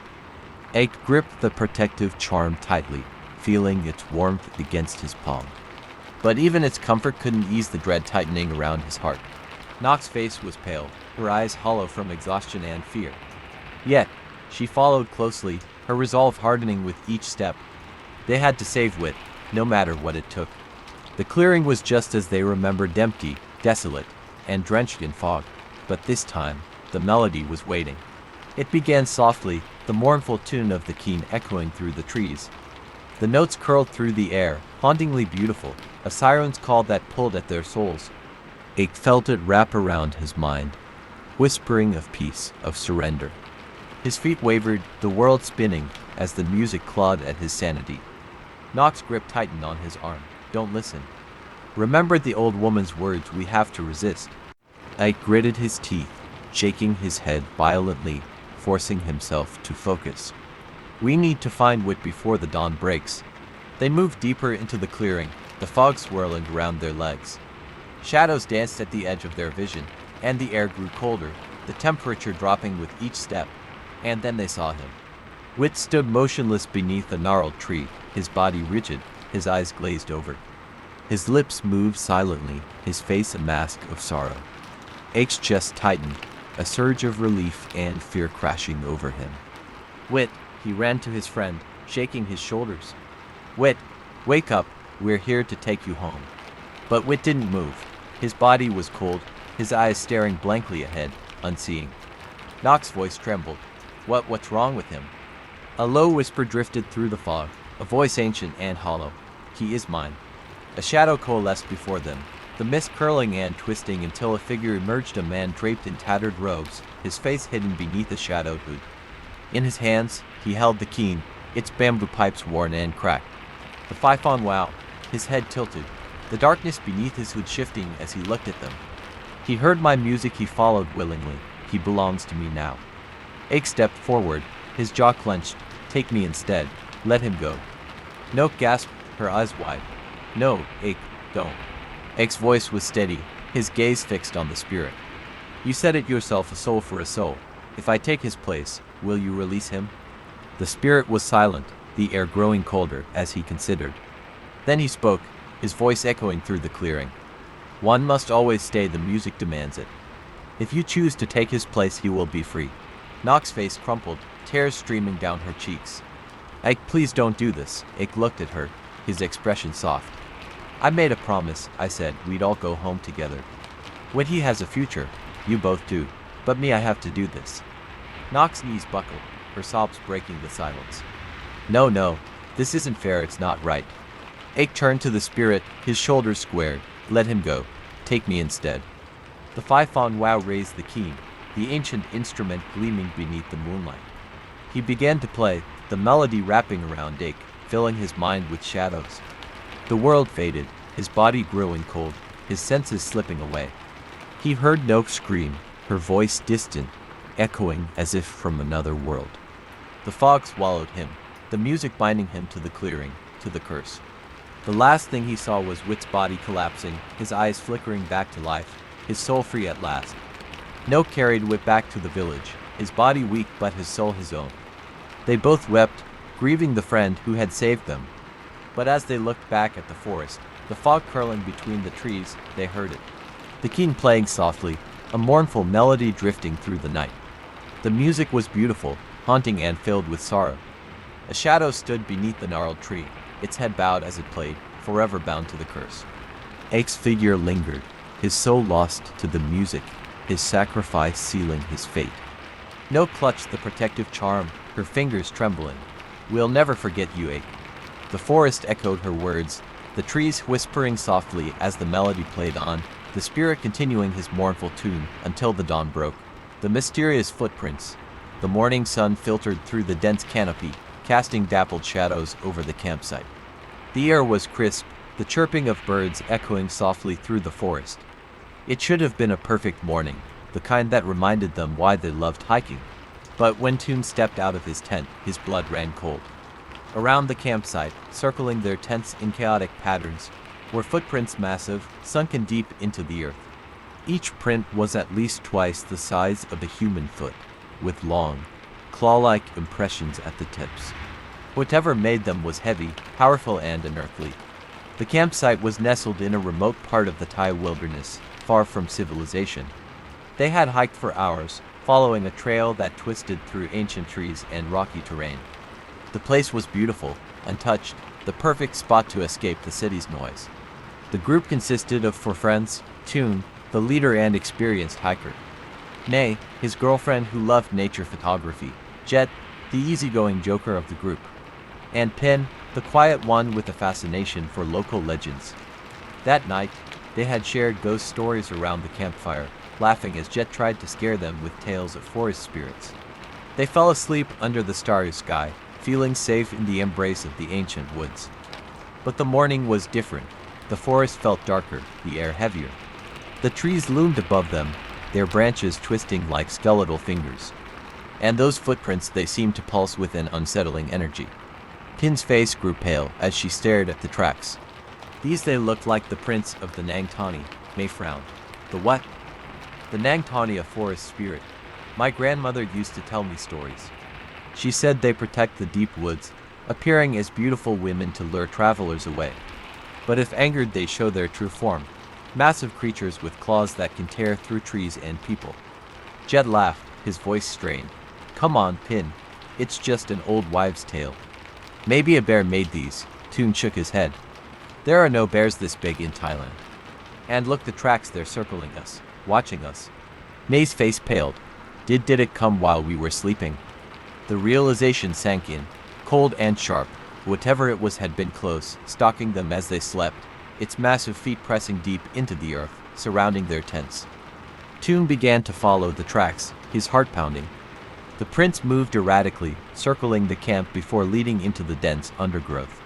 The forest grew darker as he traced their path, the trees pressing closer, their twisted limbs blocking out the light. May followed, her camera in hand, snapping photos of the prince. We need to document this, whatever it is. Jet tried to laugh, but it sounded hollow. Maybe it's just a prank, some other hikers trying to scare us. But there were no other hikers. They were alone, miles from any village or trail. The footprints were impossibly large, the claws digging deep into the soil. No human could fake this. Pin's eyes were wide, her voice trembling. We should leave, my grandmother said those who angered the Nangtani never return. Toon hesitated, his instinct urging him to protect his friends. But curiosity gnawed at him, the need to understand what they were dealing with. We can't leave yet, not until we know what we're up against. The air grew colder, the wind whispering through the leaves, carrying a faint sound, a distant wail, almost human, echoing through the trees. May shivered. Did you hear that? Jet's face was pale, his bravado gone. It had sounded like crying. Thun's jaw tightened. Stay close. Don't leave my sight. Whatever happens, don't answer it. Pin's voice was barely a whisper. They say the Nangtani mimics voices to lure you away. The wailing grew louder, echoing through the forest, a haunting, mournful cry that wrapped around them, pulling at their minds. It sounded like a woman in pain, lost and calling for help. May's eyes filled with tears. We have to help her. Toon grabbed her arm. No, it's not real. It's trying to trick us. The footprints led deeper into the woods, vanishing into the shadows. The crying grew louder, echoing through the trees, closer. And then the forest fell silent. No birds, no insects. Just the heavy, suffocating stillness. Jet's voice trembled. Guys, where did the tracks go? They looked down. The footprints had stopped, ending abruptly in the middle of the path. There were no signs of retreat, no trail leading away. It was as if whatever made them had vanished into thin air. May's voice shook. How is that possible? A low growl echoed through the trees, deep and guttural, vibrating through the ground. The shadows shifted, the air growing colder. Pin's face went white. It's here.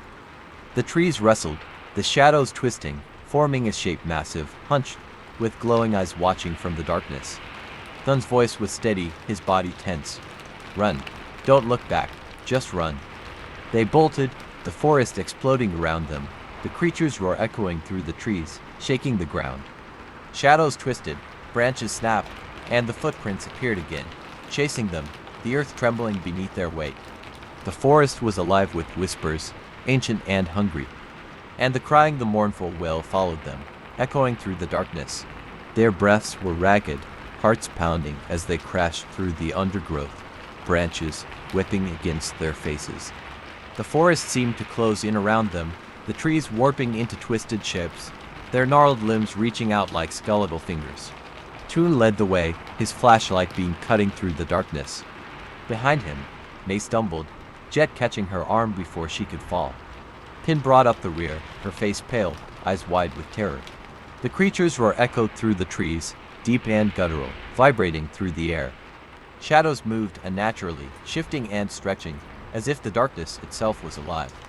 They could hear it behind them, the heavy, thudding footsteps, impossibly fast, shaking the ground with each step. The very earth seemed to tremble under its weight. Jet choked out, his voice breaking. What the hell is that thing? Pin's voice was barely a whisper. Nang Tani, it's real, it's real. May's eyes were wide with fear. It's just a legend, it can't be real. Thun's jaw was tight, his grip on the flashlight white-knuckled. It doesn't matter what it is, just keep running. They burst into a clearing, the moonlight spilling over the ground. For a moment, they thought they were safe, but then, the shadows began to move. From the tree line, a shape emerged, massive and hunched, its form shrouded in darkness. Eyes glowed with an otherworldly light, burning amber against the night. Its limbs were twisted, elongated, the claws sharp and gleaming. The creature stepped forward, its foot pressing deep into the earth, leaving behind one of the massive prints they had found around their tents. The same footprints that had circled them while they slept. May's voice was shaking. This can't be happening. The creature's head tilted, its eyes locking onto them. Then, it opened its mouth, and the mournful wail echoed through the clearing, wrapping around them, freezing them in place. It sounded human, like a woman crying, lost, pleading for help. Pin's hands covered her ears. Don't listen, it's trying to lure us in. The wailing grew louder, the shadows rippling as the creature stepped closer. Its body was unnaturally long, its limbs bending at odd angles, moving with a fluidity that defied logic. Thun's voice was steady, his body tense. Move, now. They ran, the creature's wail following them, echoing through the trees. It moved faster than anything they had ever seen, the shadows bending around it, distorting reality itself. The forest was a maze, the trees growing thicker, the paths twisting and turning. It was as if the woods were alive, shifting to trap them, to lead them back to the creature. Jet shouted, his voice cracking. We're going in circles. We can't get out, Thun's mind raced. We need to find higher ground somewhere it can't follow. Pin's eyes widened. The cliff. We passed it on the way, and it's not far from here. They veered left, crashing through the undergrowth. The creature's footsteps were right behind them, impossibly fast, the earth shaking with each step. The cliff loomed ahead, the rocky edge bathed in moonlight. They ran toward it, hearts pounding, the shadows clawing at their heels. They reached the edge, panting and gasping for air. The forest stretched out below them, the treetops swaying under the night sky. For a moment, they felt safe, but then, the creature stepped into the moonlight. Its body was twisted, elongated, limbs bending at unnatural angles. Its face was obscured, shrouded in darkness, but the eyes, those burning ember eyes, watched them, glowing with a predatory hunger. It moved forward, its foot pressing deep into the earth, leaving behind another massive print. The same prints that had surrounded their tents, the same prints that had followed them through the forest. The wailing began again, echoing across the cliff, a mournful cry that wrapped around them, pulling at their minds. It sounded like a woman crying, begging for help. May's eyes filled with tears. We have to help her. Toon grabbed her arm. No, it's a trick. It's using her voice. The creature's head tilted, its body shifting, limbs bending at unnatural angles. It stepped closer, the ground trembling beneath its weight. Jet's voice broke. What do we do now? The creature's mouth opened, and the wail grew louder, echoing across the cliff, vibrating through the air. The ground beneath their feet trembled, the rocks shifting. Pin's face was pale. The legend, it's protecting the forest, it doesn't want us here. Thun's eyes narrowed. Then we leave, now. The ground cracked, the rocks crumbling under the creature's weight. It stepped closer, its eyes locked onto them, glowing with a predatory hunger. There was no way down, no path back. The creature was between them and the forest. Thun's voice was steady, his resolve firm. We jumped. May's eyes widened. What? It's the only way. We won't survive if we stay. The creature's body shifted, the shadows warping around it, limbs stretching toward them. The wail grew louder, echoing through the night. Toon took May's hand. Trust me. Jet looked at the drop, his face pale. This is insane. Pin's eyes were fixed on the creature. It's coming. The creature stepped forward, the ground cracking beneath its weight. The cliff edge crumbled, stones falling into the darkness below. Thun's voice was firm. On 3, 1 to 3, they jumped. The air rushed past them, the world spinning as they fell. The creature's wail echoed above, the shadows stretching toward them, clawing at the night. The last thing they heard before the darkness took them was the mournful cry echoing across the cliff, haunting and hollow. The fall seemed endless. The air whipped past them, the wind howling as the darkness swallowed them whole. Their screams were lost in the void, their bodies weightless as they plummeted into the unknown. Then, with a bone-jarring impact, they hit the ground. The world spun, pain radiating through their limbs as they struggled to breathe. The air was cold, damp, heavy with the scent of earth and decay. Toon groaned, pushing himself up, his body aching. The flashlight lay nearby, flickering weakly, its beam cutting through the thick, suffocating darkness. May was sprawled beside him, her face pale, eyes wide with shock. Jet was on his knees, coughing, his hands trembling. Pin lay a few feet away, unmoving. Thun's heart seized. Pin. He crawled to her, shaking her shoulder. Pin, wake up. Her eyes fluttered open, her voice weak. Toon. Relief flooded him, his shoulders sagging. Thank God, are you hurt? Pin winced, clutching her arm. I think it's sprained. May's voice was shaking. Where are we? They looked around, the flashlight's dim glow revealing crumbling stone walls, twisted roots hanging from the ceiling. They were in some sort of cavern, the air cold and stagnant. Jet's voice was hollow. We fell, but how did we survive? Thun's eyes narrowed, his jaw tightening. I don't know, but we're not safe yet. A distant wail echoed through the darkness, the mournful cry reverberating off the stone walls. It was the same sound they had heard on the cliff, the eerie, hollow voice of a woman lost crying. May's face went pale. No, it followed us. Pin's body trembled. We're underground, how can it be here? The shadows shifted, moving unnaturally along the walls, warping and bending as if alive. The air grew colder, the wail growing louder, closer. Toon gritted his teeth. We need to move, now. They stumbled through the cavern, the light flickering, shadows dancing around them. The walls were carved with strange symbols, ancient markings that seemed to writhe under the flashlight's beam. May ran her fingers over the carvings, her voice trembling. These are warnings, they're meant to keep something trapped here. Jet's eyes widened. Trapped or protected? The wail echoed again, closer this time, the shadows bending toward them. Thun's voice was firm. Keep moving. They stumbled deeper into the cavern, the air growing colder, the darkness pressing in on them. The walls narrowed, the path winding downward, spiraling into the earth.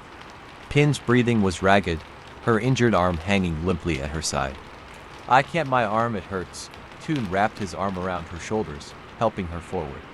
We'll get out of here, I promise. The wailing grew louder, echoing off the stone walls. It was no longer just a cry, it was a voice whispering, calling their names. May's eyes were wide with fear. It knows us. Jet's face was pale. How can it know who we are? The shadows moved, a figure emerging from the darkness. It was humanoid, but twisted, elongated limbs bending at unnatural angles. Its face was shrouded in shadow, but the eyes, those burning amber eyes, glowed with a predatory hunger. It reached out, its fingers impossibly long, stretching toward them. The wail grew louder, the voice pleading, desperate. Help me, please help me. Pin's body froze, her eyes filling with tears. It sounds like my sister. May grabbed her arm. No, it's not real. It's trying to trick you. The creature's head tilted, its body shifting, limbs contorting. It stepped closer, the ground trembling beneath its weight. Thun's voice was firm. Run. They stumbled through the cavern, the creature's footsteps echoing behind them, impossibly fast, shaking the earth. The shadows stretched toward them, warping into twisted shapes, reaching out with skeletal fingers. The path spiraled downward, twisting and turning, the darkness growing thicker. The walls were covered in more carvings, the symbols glowing faintly, pulsing with an eerie light. Jet's voice was trembling. These symbols, they're warnings, but they're also seals to keep it trapped here. May's eyes widened. Then why is it chasing us? Pin's voice was hollow. Because we broke the seal when we jumped. The realization hit them like a blow. The cliff, the cavern, it was never an escape. It was a prison, and they had just set the creature free. The wail grew louder, the shadows twisting into faces, mouths open in silent screams. The creature's body distorted, limbs stretching, eyes burning with a ravenous hunger. It was no longer just a spirit, it was a curse. A darkness that had been trapped for centuries, waiting for someone to release it. Jet's face went pale. We set it free, Thun's jaw clenched. Then we need to seal it again before it escapes this cavern. May's voice was shaking. How do we stop something like that? Pin looked at the glowing symbols, her eyes wide with understanding. The carvings, they're part of the seal, we need to restore them. The creature's roar shook the cavern, the shadows surging toward them. The walls cracked, stones crumbling, the ground shaking beneath their feet. Thun's voice was steady, his resolve unyielding. Then we fight and we seal it, or we die trying. The creature's mouth opened, the wail growing louder, echoing through the darkness, vibrating through the stone walls. The shadows moved like liquid, flowing toward them, reaching out with clawed hands. They stood their ground, the flashlight flickering, the carvings glowing with a faint, pulsing light. The creature's eyes locked onto them, burning with an ancient rage. There was no escape, no way out, only the fight. The shadows surged forward, the creature's roar shaking the earth. The darkness closed in around them, cold and suffocating. They faced the monster, their backs against the ancient stone walls, the seal broken, the curse unleashed.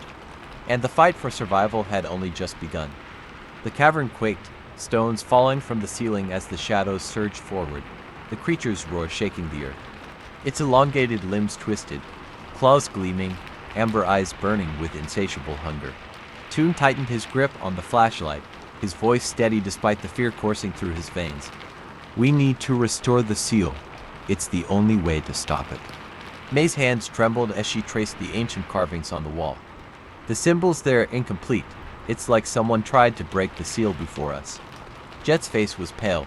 What if it was never meant to be sealed? What if it was meant to escape? Pin winced, clutching her injured arm.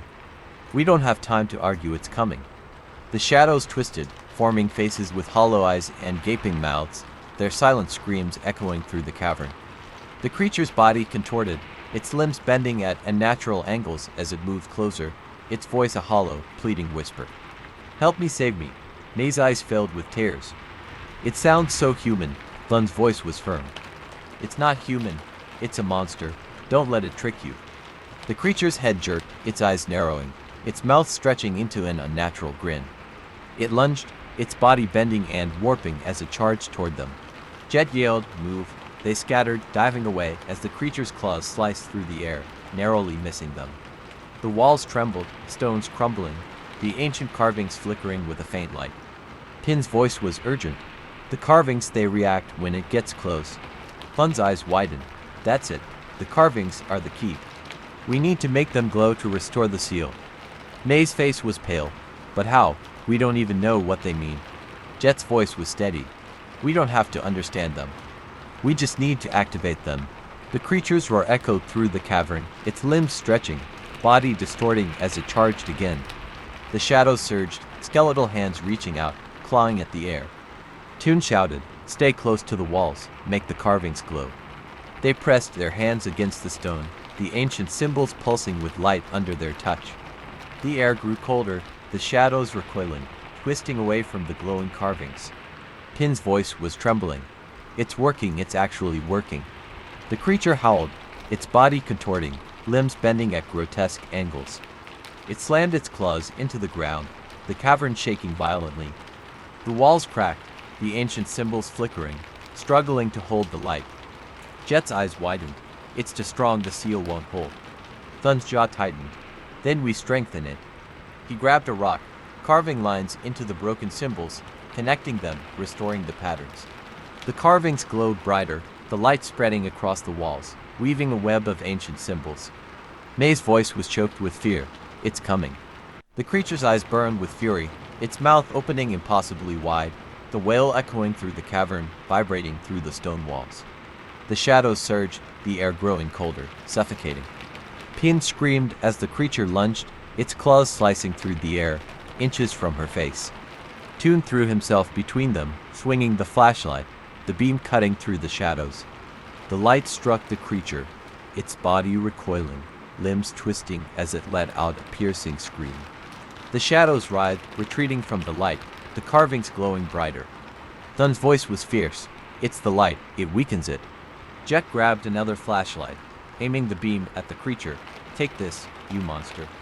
The light hit the creature's face, its amber eyes flickering, body twisting as it howled in agony. The shadows quivered, breaking apart, retreating into the darkness. May's voice was desperate. "We need more light, more power." Pin's eyes widened. "The carvings, they're reacting to the light. We need to connect all of them." They moved swiftly, aiming their flashlights at the carvings, the beams illuminating the ancient symbols. The light spread, connecting the patterns, the carvings glowing with a brilliant, golden light. The creature's body contorted, limbs twisting, face warping as it screamed. The shadows writhed, breaking apart, dissolving into nothingness. The carvings pulsed, the light growing brighter, blinding. The creature's body shook, its form shattering, the amber eyes flickering as its mouth opened in a final, piercing scream. Now I was trapped. Its body exploded into shadows, the darkness swirling, spiraling toward the carvings. The light consumed it, the shadows vanishing, the cavern shaking as the seal restored itself, the ancient symbols glowing with an ethereal light. The ground trembled, the walls cracking, stones falling as the cavern began to collapse. Toon shouted, "We need to get out, now." They ran, the ground shaking beneath their feet, stones crashing around them as the cavern crumbled. The light from the carvings guided their way, illuminating the path as they stumbled toward the exit. They burst into the open air, the sunlight blinding, the earth shaking as the ground beneath them collapsed. The entrance to the cavern caved in, sealing the ancient darkness once more. They fell to their knees, gasping for breath, bodies trembling. The forest was silent, the air warm, the shadows no longer watching. May's voice was a whisper. "It's over." Jet's face was pale. Did we really seal it?" Pin looked at the collapsed cavern, her eyes hollow. We set it free and we put it back." Thun's jaw tightened. "But at what cost?" They stood in silence, the weight of what they had witnessed pressing down on them. The ancient curse was sealed once more, but the darkness had tasted freedom. And curses have a way of returning. A cold wind blew through the trees, the leaves rustling softly. In the shadows, unseen, a pair of amber eyes watched, waiting. The mysterious lights. The air was thick with humidity, the dense foliage of the southern Thai rainforest forming a tangled canopy above. The sun's rays struggled to pierce through, casting a dim, greenish hue across the undergrowth. Cicadas chirped rhythmically, their song blending with the distant rush of a hidden waterfall. Four friends trudged along the narrow path, their laughter echoing softly through the trees. Mia, the adventurous leader, marched at the front, her braided hair swinging behind her. Close behind was Pat, her older brother, a skeptic who constantly scanned their surroundings. Da followed, camera in hand, capturing every detail, her eyes sparkling with curiosity. Trailing behind was Nat, the cautious one, his shoulders tense, eyes flickering with nervousness. "This place is incredible," Dao exclaimed, snapping a picture of a massive, moss-covered tree. "I've never seen greenery like this." Mia grinned. "Told you it was worth the hike. Just wait until we reach the waterfall." Pat rolled his eyes. "If we even find it, these trails are barely marked. We could be going in circles." Nat's voice was low. "Maybe we should head back before dark. This forest gives me the creeps," Mia scoffed. "Don't be ridiculous. It's just a forest. What's there to be scared of?" Dao's eyes gleamed with excitement. "Actually, locals say this area is haunted. They call it the Whispering Forest. They believe that spirits guard the ancient trees, and strange lights appear to guide lost souls." Pat snorted. "Ghost stories. Every place has them. Just superstitions to scare tourists." Ned shivered, glancing over his shoulder. "Still, maybe we shouldn't make fun of them." Mia waved a hand dismissively. "Relax, it's just folklore. Besides, we've got flashlights, a map, and each other. Nothing's going to happen." But as they continued deeper into the forest, the air grew colder, the cicadas' song fading into an eerie silence. Shadows seemed to dance at the edge of their vision, twisting and shifting among the ancient trees. As the sun began to dip below the horizon, a faint glow appeared in the distance, a soft, bluish light flickering between the branches. It floated gracefully, moving slowly, almost as if it were alive. Dao gasped, lowering her camera. "Do you see that?" Pat's eyes narrowed. Probably just fireflies or someone with a flashlight. Mia's voice was filled with curiosity. "Let's check it out." "It's not far." Nat's face went pale. "I don't think that's a good idea." Mia laughed. "Oh, come on, scaredy cat. It's just a light. What's the worst that could happen?" Ignoring Nat's protests, They followed the glowing orb as it drifted deeper into the forest. It danced playfully, weaving between the trees, always just out of reach. But as they pursued it, the path grew narrower, the trees pressing closer, their gnarled branches reaching out like skeletal hands. The air grew colder still, a chill that seeped into their bones. The light flickered, fading momentarily before reappearing further ahead. Dell raised her camera, snapping a photo, her eyes widening as she checked the screen. There's no light in the picture, she whispered, her voice trembling. Just shadows. Pat frowned. What do you mean? It's right there, but as they looked up, the light had vanished, leaving them in near darkness. The trees loomed ominously, their twisted trunks forming sinister shapes. The air was deathly silent. Mia's voice wavered. Okay, that was weird. Maybe we should head back. Nat's voice was shaky. I told you this place was wrong. Suddenly, the light reappeared. Closer this time, its glow more intense, casting long shadows across the forest floor. It hovered in the air, pulsing rhythmically, almost as if it were watching them. A cold breeze swept through the trees, carrying with it a faint whisper, soft, unintelligible, but unmistakably human. It echoed around them, the voices overlapping, weaving together in a haunting melody. Mia's face went pale. Did you hear that? Pat's bravado faltered. It's just the wind, right? But the whispers grew louder, the words becoming clearer, repeating the same phrase over and over, a mournful chant that sent chills down their spines. Turn back, turn back, turn back. The light flickered again, its glow intensifying, the shadows stretching across the ground, forming strange, distorted shapes. Dao's voice was trembling. We need to leave, now. But as they turned to retrace their steps, they realized the path was gone, swallowed by the trees. The forest loomed around them, twisting, shifting, the ancient trunks forming a labyrinth of darkness. Nat's voice cracked. Where's the trail? We just came from there. Mia's hands were shaking. This doesn't make any sense. The light floated closer, its glow revealing faces within the shadows pale, hollow-eyed apparitions watching them, their mouths moving soundlessly, echoing the haunting chant. Turn back, turn back, turn back. The ground beneath them grew cold, the earth hardening, roots twisting up like skeletal fingers, wrapping around their feet. The air grew heavy, pressing down on their chests, making it hard to breathe. Pat's voice was hoarse. We're not alone. The light pulsed, the whispers rising to a crescendo, the faces in the shadows growing clearer, their hollow eyes locked on the group, their mouths stretching into mournful, twisted smiles. Mia's eyes were wide with fear. This can't be real. But the faces were real. The light was real. The whispers were real. And they were trapped. The cold air wrapped around them like icy tendrils, and the forest seemed to close in tighter with every passing second. The flickering light hovered ominously, its bluish glow reflecting off hollow eyes staring from the shadows. Mia's voice broke the heavy silence. We need to keep moving. Standing here isn't going to help. Pat gritted his teeth. Which way? The path is gone. How is that even possible? Dao's face was pale, her hands trembling as she clutched her camera. This place, it's changing. The trees, they're not where they were before. Nat's voice wavered. It's like they're alive watching us. Mia took a deep breath, forcing herself to sound confident. We just need to find the river. If we follow the water, it'll lead us out. But as they moved, the whispers followed, faint at first, echoing from the shadows, but growing louder, wrapping around them like a ghostly choir. Turn back, turn back, turn back. The words were mournful, pleading, spoken in voices that were not human. They overlapped, weaving into an eerie melody that made the air vibrate with cold dread. Pat's face was tight with fear. Who's saying that? Who's out there?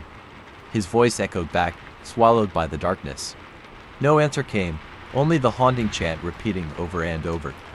They pressed on, the light drifting just ahead, its glow casting elongated shadows that danced on the ground.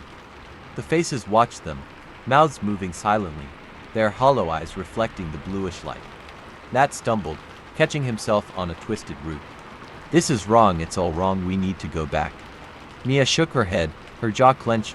There is no back, just forward. We keep moving until we find a way out. Dao glanced at her camera, the screen flickering erratically. It's not working. Every photo I take, it's just shadows. No light, no faces, just darkness. Pat's voice trembled. We're not supposed to be here. We never should have followed that light. Mia's frustration boiled over. It's just a stupid light. There has to be an explanation. Maybe it's some kind of trick or... A rustling sound interrupted her. It came from behind, followed by another, closer this time. Leaves crunched, twigs snapped, as if something or someone was moving through the undergrowth. They spun around, flashlights slicing through the darkness, revealing nothing but trees and shadows. Yet, the air felt heavy, charged with an invisible presence. Pat's voice was barely above a whisper. "We're not alone." The rustling grew louder, coming from all directions, encircling them. Shadows danced, shifting unnaturally, forming shapes that seemed to move on their own. The whispers grew louder, more frantic. The words twisted, overlapping, forming a new phrase, more urgent, more chilling. "You shouldn't have come, you shouldn't have followed." Nat's face drained of color. They know we're here, they don't want us here. Mia's bravado crumbled. Who are they? The shadows moved, swirling together, forming a shape, a figure with hollow eyes and a mouth that stretched impossibly wide. Its body twisted and elongated, its limbs bending at unnatural angles. It stood there, just beyond the reach of their flashlights, watching them with a malevolent curiosity. Its mouth moved, but no sound came out, only the whispers echoing around them. Dao's scream shattered the silence. "Run, run." They bolted, branches slapping against their faces, roots grabbing at their ankles. The forest seemed to shift, the trees bending, closing in, the shadows chasing them, the figure gliding effortlessly behind. The light reappeared, floating just ahead, its glow flickering, beckoning them forward. Mia's voice was ragged, breathless. "Follow the light, it's our only chance." Pat yelled, "Are you crazy?" "It's what got us into this mess, but there was no other choice." The shadows were closing in, the whispers growing deafening, the ghostly figure drifting closer, its hollow eyes fixed on them. They ran toward the light, its glow growing brighter, illuminating a narrow path that twisted through the ancient trees. The faces in the shadows watched them pass, their mouths moving silently, the mournful chant echoing. "You shouldn't have followed, you shouldn't have come." They burst into a small clearing, the light floating above, its glow illuminating the dense fog that clung to the ground. It hovered there, waiting, watching. Mia gasped for air, doubling over. What does it want? Why is it toying with us?" Dao's eyes were wide with terror. "It's not guiding us out, it's leading us deeper." Pat's face twisted with realization. It was never trying to help, it's been trapping us from the start. The light pulsed, its glow growing brighter, almost blinding. The fog swirled around them, cold and damp, the whispers echoing louder than ever. Nat's voice was hollow. We can't leave, we're trapped." The shadows moved, forming a circle around the clearing, their faces stretching into ghastly smiles. The ghostly figure stood just beyond the light's reach, its hollow eyes glowing, its mouth opening wide. A voice echoed from the darkness, ancient and mournful. It was not a whisper, but a declaration, final and absolute. "You belong to the forest now, just like the others." The light flickered, the shadows closing in, the fog thickening, the ghostly faces watching, their smiles widening. And then the light vanished, plunging them into darkness. The darkness was suffocating, a void that swallowed every sound except the frantic beating of their hearts. Their flashlights flickered, the batteries weakening, their beams barely piercing the thick fog that clung to the ground like ghostly tendrils. Mia's voice was shaky, barely above a whisper. "Where did it go? Where did the light go?" Pat's eyes darted around, his breaths coming in sharp gasps. "I don't know, it was right here, it was right here." Dao's hands trembled as she clutched her camera. "We need to keep moving, we can't stay here." Nat's voice was hollow, his eyes unfocused. We're never getting out, it's playing with us, it's never going to let us leave." Mia grabbed his shoulders, shaking him. "Don't say that, we're getting out. We just have to find the river again. Follow the water, that's the way out." But the forest had changed. The trees were closer, their twisted branches reaching down like skeletal fingers. The path they had followed was gone, swallowed by the shifting shadows. Pat's voice wavered. "This place, it's alive, it's moving, it's changing to keep us here." The whispers returned, floating through the air, winding around them like an invisible fog. They were closer now, louder, each voice overlapping, weaving a haunting melody that made the air vibrate. "Lost, lost, lost." The word echoed, bouncing off the trees, circling them. The voices were mournful, hollow, filled with an ancient sorrow. Dao's eyes were wide with terror. It's trying to confuse us to make us lose our way. Nat's flashlight flickered again, its beam cutting through the fog, illuminating a shape in the distance. A figure stood just beyond the shadows, watching them with hollow eyes, its body elongated and twisted, its limbs bent at unnatural angles. It didn't move, it didn't breathe, it simply watched, its face stretching into a wide, unnatural smile. Mia's voice was barely a whisper. What is that? Pat's body went rigid. It's the same thing I saw when we first followed the light. The figure's mouth moved, its voice echoing through the fog, layered and distorted, as if spoken by many voices at once. You followed, you came, now you belong. The shadows shifted, faces emerging from the darkness. Hollow eyes, gaping mouths, their faces contorted in agony, their bodies twisted and broken, limbs bending at impossible angles. They stared, their faces reflecting the bluish glow of the light, their mouths moving soundlessly, the whispers growing louder. Lost, forever lost, Gao's voice trembled. They were like us, they followed the light, and now they're trapped. Mia's stomach churned. No, we're getting out. We're not staying here. She grabbed Pat's arm. Come on, move. They ran, stumbling through the fog, their flashlights flickering, the shadows shifting around them. The faces followed, drifting between the trees, their hollow eyes glowing, their mouths whispering. The forest seemed to twist, the trees bending, the path curving in on itself. No matter which direction they ran, the clearing was always there, waiting, the fog swirling around it like a living thing. Nat's voice broke, panic setting in. We're going in circles, it's not letting us leave. Mia's mind raced. There has to be a way out, there has to be. Think. Dao's camera flickered, the screen glitching, showing static before revealing a face, a twisted, hollow-eyed figure staring directly into the lens, its mouth wide open, as if screaming. She dropped the camera with a scream. No, it's in the camera, it's watching us. The whispers grew louder, echoing around them, the voices becoming frantic, pleading. Go back. Pat's voice broke. What do they want? Why won't they leave us alone? The light appeared again, flickering just beyond the trees, its bluish glow illuminating the ghostly faces, their eyes hollow, their mouths moving soundlessly. It drifted forward, weaving between the trees, its glow growing brighter, casting long shadows that danced on the ground. Mia's chest tightened. It's leading us somewhere it wants us to follow. Nat shook his head, his face pale. No, we can't follow it, it's a trap, it's how it keeps us here. But the light pulsed, its glow hypnotic, the whispers growing louder, more desperate. Come. Pat's eyes were glassy, his body moving on its own. I have to follow. I have to. Mia grabbed his arm, shaking him. No, don't listen, it's trying to take you.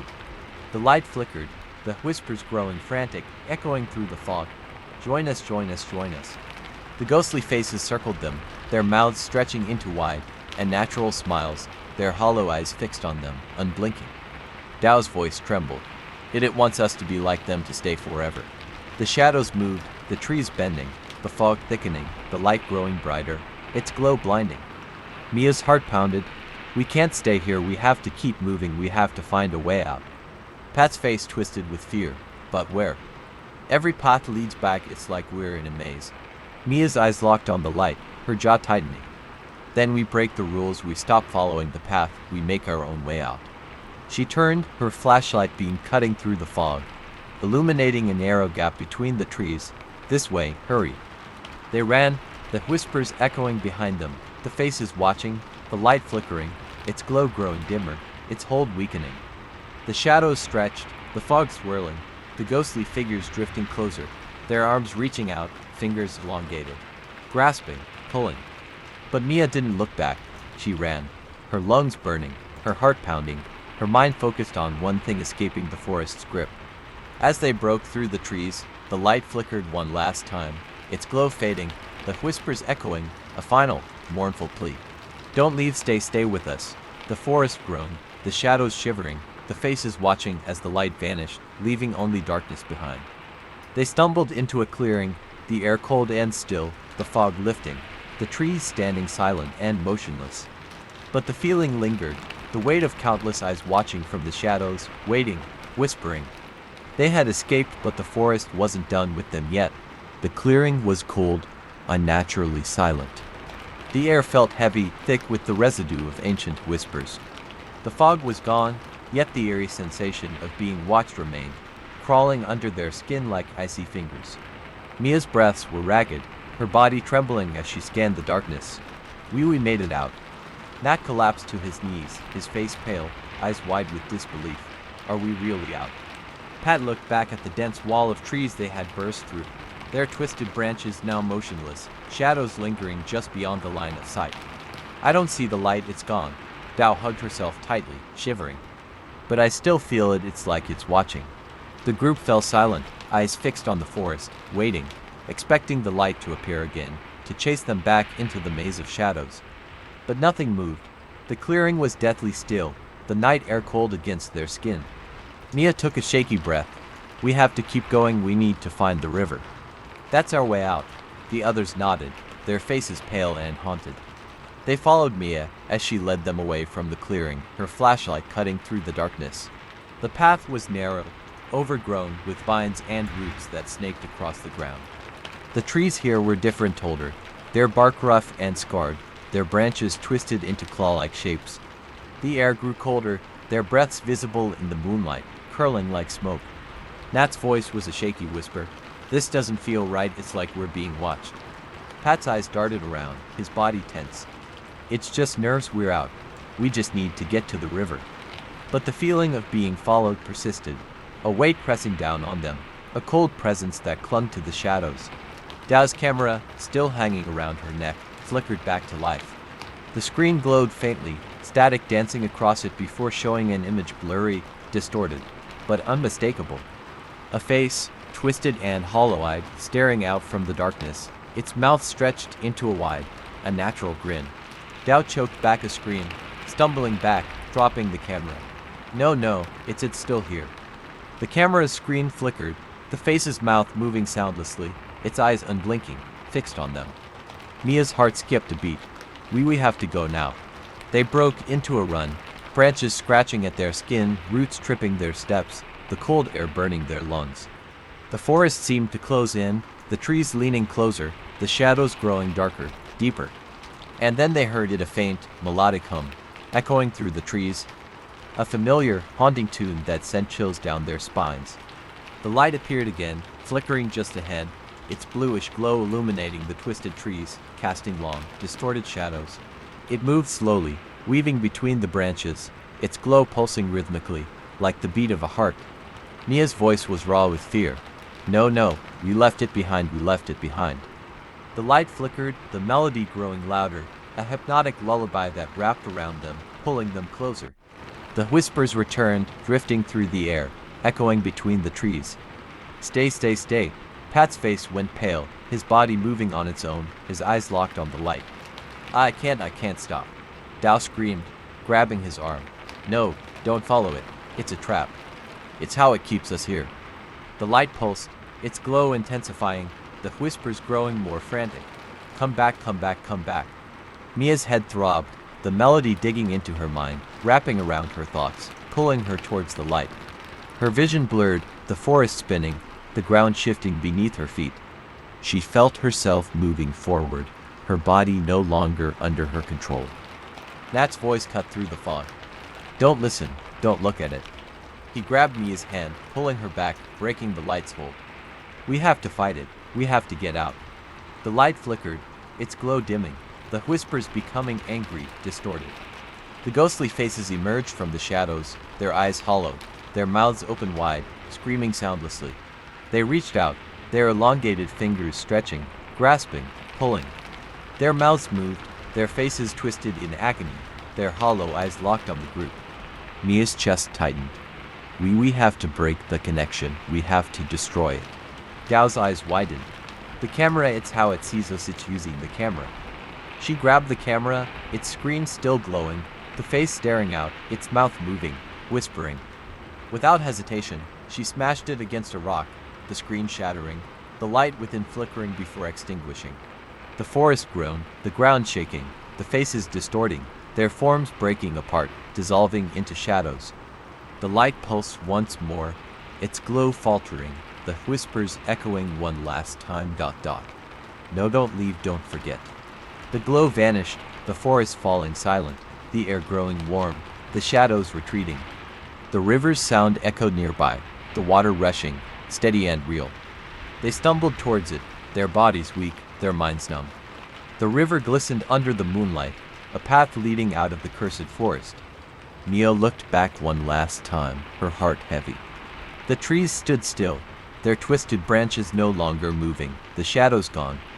But the feeling remained, the cold presence lingering, the echo of whispers drifting through the air. Dash shivered. It had let us go. Pat's voice was hollow, or it chose to stay hidden. Nat's eyes were distant, his face pale. We walked out, but a part of us stayed behind. They crossed the river, their bodies exhausted, their minds haunted by the memory of the light, the faces, the whispers. And deep within the forest, the light flickered once more, the melody playing softly, waiting, watching, for the next travelers to follow its glow. The white shadow at the edge of the forest. The campfire crackled softly, sparks dancing into the night sky as the group of friends sat around the warm glow. The forest loomed around them, towering trees swaying gently in the cool evening breeze. It was supposed to be a relaxing getaway, a break from their busy lives in the city. There were 5 of them, Note, the adventurous one who had organized the trip. Art, the skeptical jokester, Fa, who loved ghost stories but was terrified of the dark. Tum, the practical guy who never believed in anything supernatural. And Mint, the quiet one who always seemed to sense things no one else could. The campsite was nestled at the edge of a dense forest in northern Thailand, known for its ancient legends and mysterious tales. Noak had picked this spot because of the serene surroundings and the breathtaking view of the mountains in the distance. But as night fell, an unsettling feeling crept over them, a cold shiver that seemed to come from the depths of the forest. "Hey, Mint, why so quiet?" Art teased, poking at the fire with a stick. "Don't tell me you're scared already." Mint looked up, her face pale, eyes distant. "I just feel like we're being watched," Fa shivered, hugging her knees. "Don't say that, I already feel creeped out by this place." Tum laughed, shaking his head. "Come on, guys, it's just a forest. There's nothing out there but trees and animals." Noak smirked, her eyes gleaming with excitement. "Actually, there's an old legend about this place." Fa's eyes widened. "Oh no, don't start, I'll never sleep tonight." But Noak continued, her voice dropping to a whisper. "They say that a long time ago, this forest was cursed. A woman was banished here, accused of witchcraft. She died alone, her spirit wandering the edge of the forest, waiting for someone to set her free. People say she appears as a white shadow, gliding through the trees. The fire flickered, the wind picking up, rustling the branches above. A chill ran down their spines, the air growing colder. Art rolled his eyes. "Seriously, a ghost story? You really are trying to scare us." Noak shrugged, a playful grin on her face. "Believe what you want. But they say if you see her, don't follow. If you do, you'll never come back." Silence fell over the group, the forest echoing with distant whispers. Mint's eyes were fixed on the edge of the trees, her face pale. "I think I saw something." The others turned, their eyes following her gaze. For a moment, everything was still, the shadows dancing at the edge of the firelight. Then, just beyond the tree line, a figure appeared, a white shadow, barely visible, gliding between the trees. Its movements were slow, graceful, almost human but not quite. Fa gasped, her body tensing. Did you see that?" Art's face went pale, his usual joking demeanor gone. "It's probably just fog or something, right?" Noak stood up, her curiosity getting the better of her. "Let's go check it out, it's probably nothing." Mint grabbed her arm, her voice shaking. "No, don't follow it." But Noak pulled away, her eyes fixed on the shadow. "Come on, Tum, let's go. You're not scared, are you?" Tum hesitated but followed Noak, his flashlight cutting through the darkness as they approached the tree line. The white shadow seemed to move deeper into the forest, disappearing behind the trees. Noak stepped closer, her voice echoing. "Hello, is someone there?" No answer. Only the rustling of leaves and the whispering wind. They moved further in, the shadows growing darker, the cold air pressing against their skin. The forest felt alive, watching, waiting. Mint stood at the edge, her eyes wide, tears forming. Please don't go. The others watched, their hearts pounding, breaths shallow. The white shadow appeared again, just ahead of Noak and Tum, gliding between the trees, almost inviting them to follow. Nock's voice was faint, distant. Wait, I see her, she's beautiful. Mint's scream shattered the silence. No, come back, but it was too late. The shadows closed in, swallowing them whole.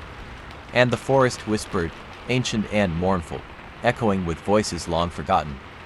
The air grew colder as Noak and Tum vanished into the shadows, their flashlights flickering between the ancient trees. The white figure seemed to drift effortlessly, its form ethereal, gliding deeper into the forest. Back at the campsite, Mint's face was pale with fear, tears streaming down her cheeks. We have to go after them. We can't leave them in there. Fa grabbed her arm, her own hands trembling. No, Mint, you saw what I saw. That thing wasn't human. Art's face was drained of color, his usual confidence shattered. But we can't just leave them. It's just a trick of the light, right? Maybe they got lost. Mint shook her head violently. No, it's the curse, the woman in white. Noak shouldn't have told that story, she called it to us. The wind howled through the trees, a haunting wail that made their blood run cold. Shadows danced at the edge of the firelight, twisting and curling like ghostly figures. Art took a deep breath, trying to steady himself. I'm going after them. Tum's got the only other flashlight. If they're lost, we need to find them before they go too far. Fa looked at him, her eyes pleading. Art, don't, please, I don't want to lose you too. He looked at her, his expression softening. I'll be fine. I'll just check the edge of the forest. If I don't see them, I'll come right back. Before anyone could stop him, Art grabbed his flashlight and headed toward the tree line. The shadows seemed to stretch toward him, welcoming him into the darkness. Mint's voice was a whisper, her eyes fixed on the trees. It wants us to follow, it's leading us in. Fa hugged her knees, rocking back and forth. This isn't happening, this isn't real, it's just a stupid ghost story. But Mint's gaze never wavered. It's real and it's hungry. Art moved cautiously between the trees, the beam of his flashlight cutting through the darkness. The air was heavy, damp, the scent of earth and decay filling his nose. Every step seemed to echo the forest and naturally quiet. Noak, Tum, where are you guys? His voice felt small, swallowed by the shadows. A faint whisper drifted through the air, distant and haunting. He couldn't make out the words, but it sounded like a woman, soft, melodic, calling his name. Art's heart raced, his pulse pounding in his ears. Hello, who's there? The whisper grew louder, coming from deeper within the forest. The shadows seemed to move, shifting like dark figures watching from a distance. He took a step forward, his instincts screaming at him to turn back. But then he saw a glimpse of white, just ahead, moving behind the trees. His breath caught in his throat. It looked like a woman, dressed in flowing white, her hair long and dark, her movements graceful and slow. He followed without thinking, his feet moving on their own. Hey, wait. The figure drifted further away, weaving between the ancient trees, her form barely visible in the darkness. Art stumbled, his flashlight flickering. The whispers grew louder, echoing all around him. They were calling his name, over and over, beckoning him closer. He felt cold, his body numb, his thoughts hazy. It was like a dream, surreal and disorienting. The woman in white turned, her face still hidden in shadow. Her arms stretched out, a delicate finger pointing deeper into the forest. Art's legs moved on their own, his body compelled to follow. The whispers grew frantic, desperate, like cries of pain and sorrow. Suddenly, the ground beneath him gave way. He fell, his body tumbling into darkness, his flashlight spinning out of his hand. He hit the earth hard, pain radiating through his body. The air was cold, damp, the scent of rotting leaves surrounding him. He tried to move, but his body felt heavy, paralyzed. The whispers were louder now, echoing all around him, filling his ears. Through the shadows, he saw them, figures, pale and translucent, drifting toward him. Their faces were twisted in agony, eyes hollow and empty. They were reaching for him, their hands skeletal, their mouths open in silent screams. The woman in white stood above them, her face finally visible. It was beautiful, serene, but her eyes were dark voids, empty and soulless, She smiled, her face twisting, her mouth stretching unnaturally wide. Her voice was soft, echoing through his mind. "Stay with me forever." Art tried to scream, but no sound came out. The shadows engulfed him, the whispers consuming him, and then silence. Back at the campsite, Min stared into the darkness, her face pale and lifeless. She knew Art wasn't coming back. Fa sobbed quietly, her shoulders shaking. "What do we do now? We're all going to die here." Min's voice was hollow, her eyes distant. "It wants us to follow. It feeds on our curiosity, our fear." Fa looked at her, panic in her eyes. "Then how do we get out?" Min turned to her, her face expressionless. "We don't." The wind howled, the shadows twisting, dancing at the edge of the firelight. And from the darkness, the whispers continued, calling their names. The campfire flickered, struggling against the cold breeze that whispered through the trees. The shadows danced around Min and Fa, their faces pale with fear. Min's eyes were fixed on the darkness where Art had disappeared. She gripped her knees, her knuckles white. "They're gone, all of them. The forest took them." Fa shook her head, tears streaming down her face. "No, they're just lost. We have to find them. We can't leave them out there." Min turned to her, her expression empty. "If we go in, we won't come back." "That's what it wants." Fa's lip trembled. "What are you talking about? What wants?" Min's voice was hollow. "The woman in white, the spirit that Noak told us about. She was warning us and we didn't listen." Fa's eyes widened in horror. "You can't be serious. That's just a story." Min's gaze never wavered. "It's not just a story. It's a curse. She lures people into the forest and they never leave." The air grew colder, the shadows around them stretching longer. The trees seemed to sway, their branches creaking like old bones. Fa looked around, her chest tightening with panic. We need to get out of here. Now." Min nodded, her face paled. "Before she comes for us." They grabbed their backpacks, hastily shoving their belongings inside. The fire sputtered, the light dimming, leaving the forest in eerie darkness. Fa's hands were shaking as she picked up her flashlight. She flicked the switch, but it wouldn't turn on. No, not now. Min's flashlight was dead too. The air was heavy, the darkness pressing in around them. A cold breeze swept through the clearing, carrying with it a faint whisper. It was soft, melodic, and it was calling their names. Fa's heart stopped. Did you hear that?" Min's face was pale, her eyes wide with terror. "She's here." The whispers grew louder, circling them, echoing through the trees. The shadows seemed to move, dark figures shifting at the edge of the clearing. Fa took a step back, her body trembling. We need to run now." But before they could move, the darkness came alive. A figure emerged from the shadows, gliding across the ground without a sound. It was a woman, dressed in flowing white, her hair long and dark, her face hidden in shadow. She moved slowly, gracefully, her form ethereal, almost transparent. Her feet never touched the ground, her body floating just above the earth. Fa's breath caught in her throat. "No, this can't be real." Min grabbed her arm, her fingers cold as ice. "Don't look at her, don't speak to her no matter what you hear." The woman's head tilted, her face still hidden. She began to hum, a haunting melody that echoed through the trees. Fa's body went rigid, her mind foggy. The sound was beautiful, hypnotic. She felt herself being drawn toward it. Min tightened her grip. "Fa, snap out of it." Fa's eyes blinked, her senses returning. She stumbled backward, breaking free from the spell. What is she?" Min's voice was barely a whisper, a spirit cursed to wander these woods hungry for souls. The woman in white glided closer, her arms outstretched, her fingers long and skeletal. The shadows around her seemed to writhe, twisting and curling like serpents. She opened her mouth, and the whispers grew louder, overlapping voices calling out to them. Min's face went pale. "Don't listen, she's trying to lure us in like she did with the others." Fa's eyes were wide with terror. "What do we do? How do we stop her?" Min shook her head. "You can't stop her, you can only run." The woman's face began to lift, revealing her features. Her skin was pale, almost translucent, her eyes hollow voids of darkness. Her mouth stretched into an unnatural smile, sharp teeth gleaming in the moonlight. The shadows around her surged forward, reaching out with skeletal hands. The air grew colder, the ground beneath them turning icy. Mint grabbed Fuzz's hand. Run. They turned and bolted into the forest, branches whipping against their faces, the whispers chasing after them. The trees seemed to close in, their twisted forms like grasping arms. The woman's laughter echoed through the darkness, a haunting, chilling sound. Her figure glided after them, faster than humanly possible, her body moving unnaturally, her limbs bending at impossible angles. Fuzz just burned as she ran, her legs trembling with exhaustion.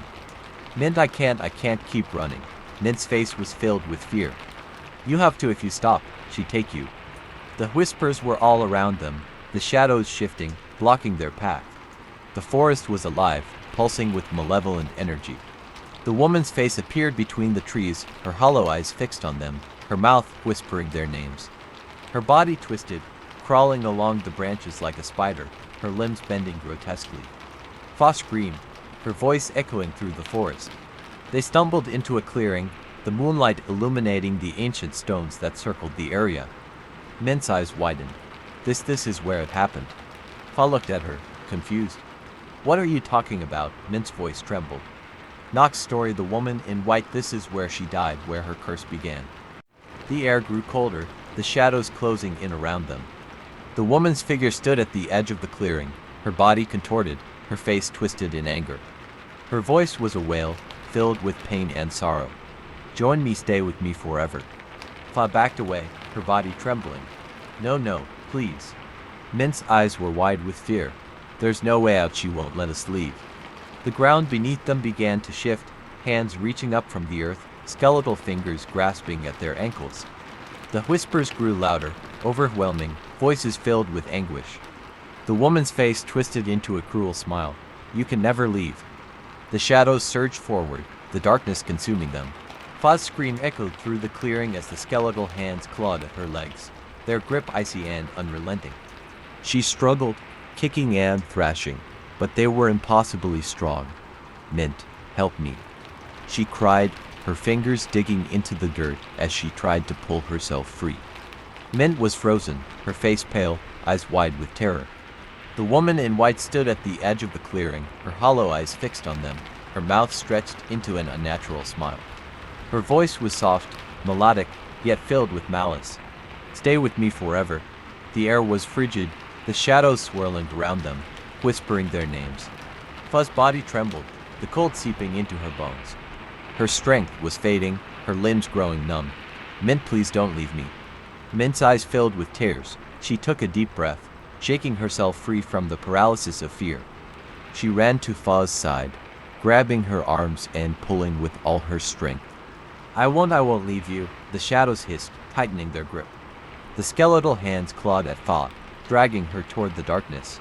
Mint's muscles burned, her vision blurred from exhaustion. But she refused to let go. We're getting out of here together.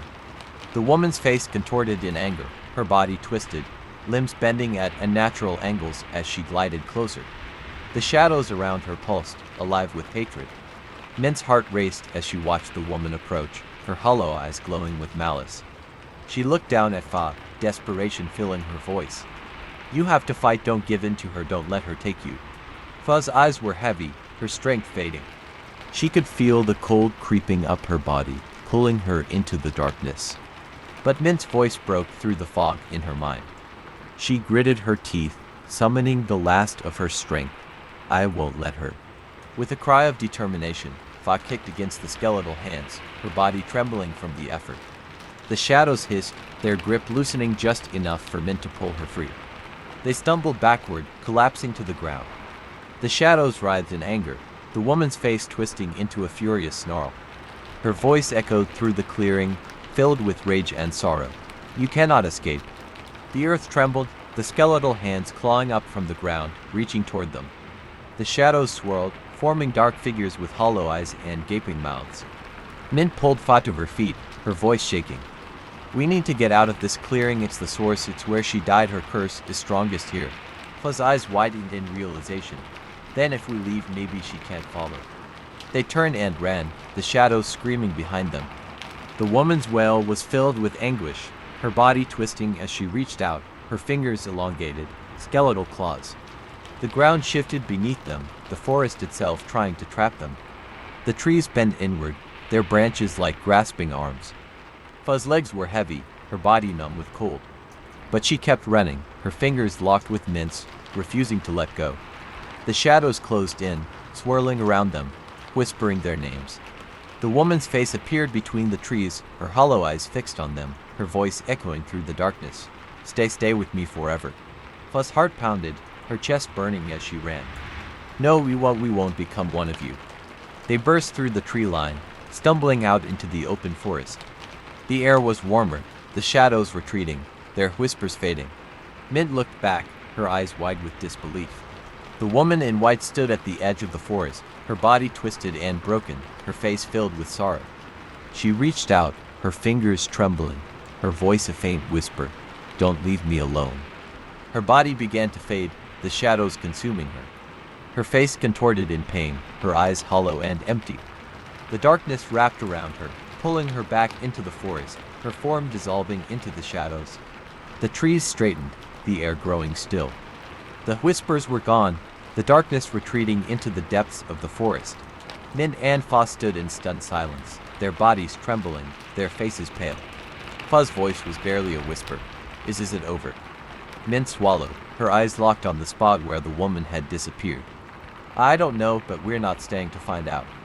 They turned and ran, their footsteps echoing through the forest. The sun was rising, the first light of dawn breaking through the trees. But as they fled, a faint whisper carried on the breeze, soft and sorrowful, forever alone. The forest watched them go, its shadows lingering just beyond the light, waiting patiently for the next souls to wander to close. Whispers in the wind, in the dense heart of Thailand's ancient forest, where the trees stood tall and twisted, and sunlight barely pierced through the thick canopy, Nietzsche found herself surrounded by the hum of nature. Leaves rustled above, birds chirped in the distance, and the subtle breeze carried the scent of damp earth and wildflowers. It was supposed to be a peaceful solo trek, a break from the chaos of city life, a chance to breathe. Nietzsche had always felt at ease in the wilderness, her spirit connected to the serene isolation of the mountains. The locals, however, had warned her, don't stay too long after sunset. An elderly woman at the village base camp had whispered, her eyes filled with caution. The wind carries voices in these woods, voices that don't belong to the living.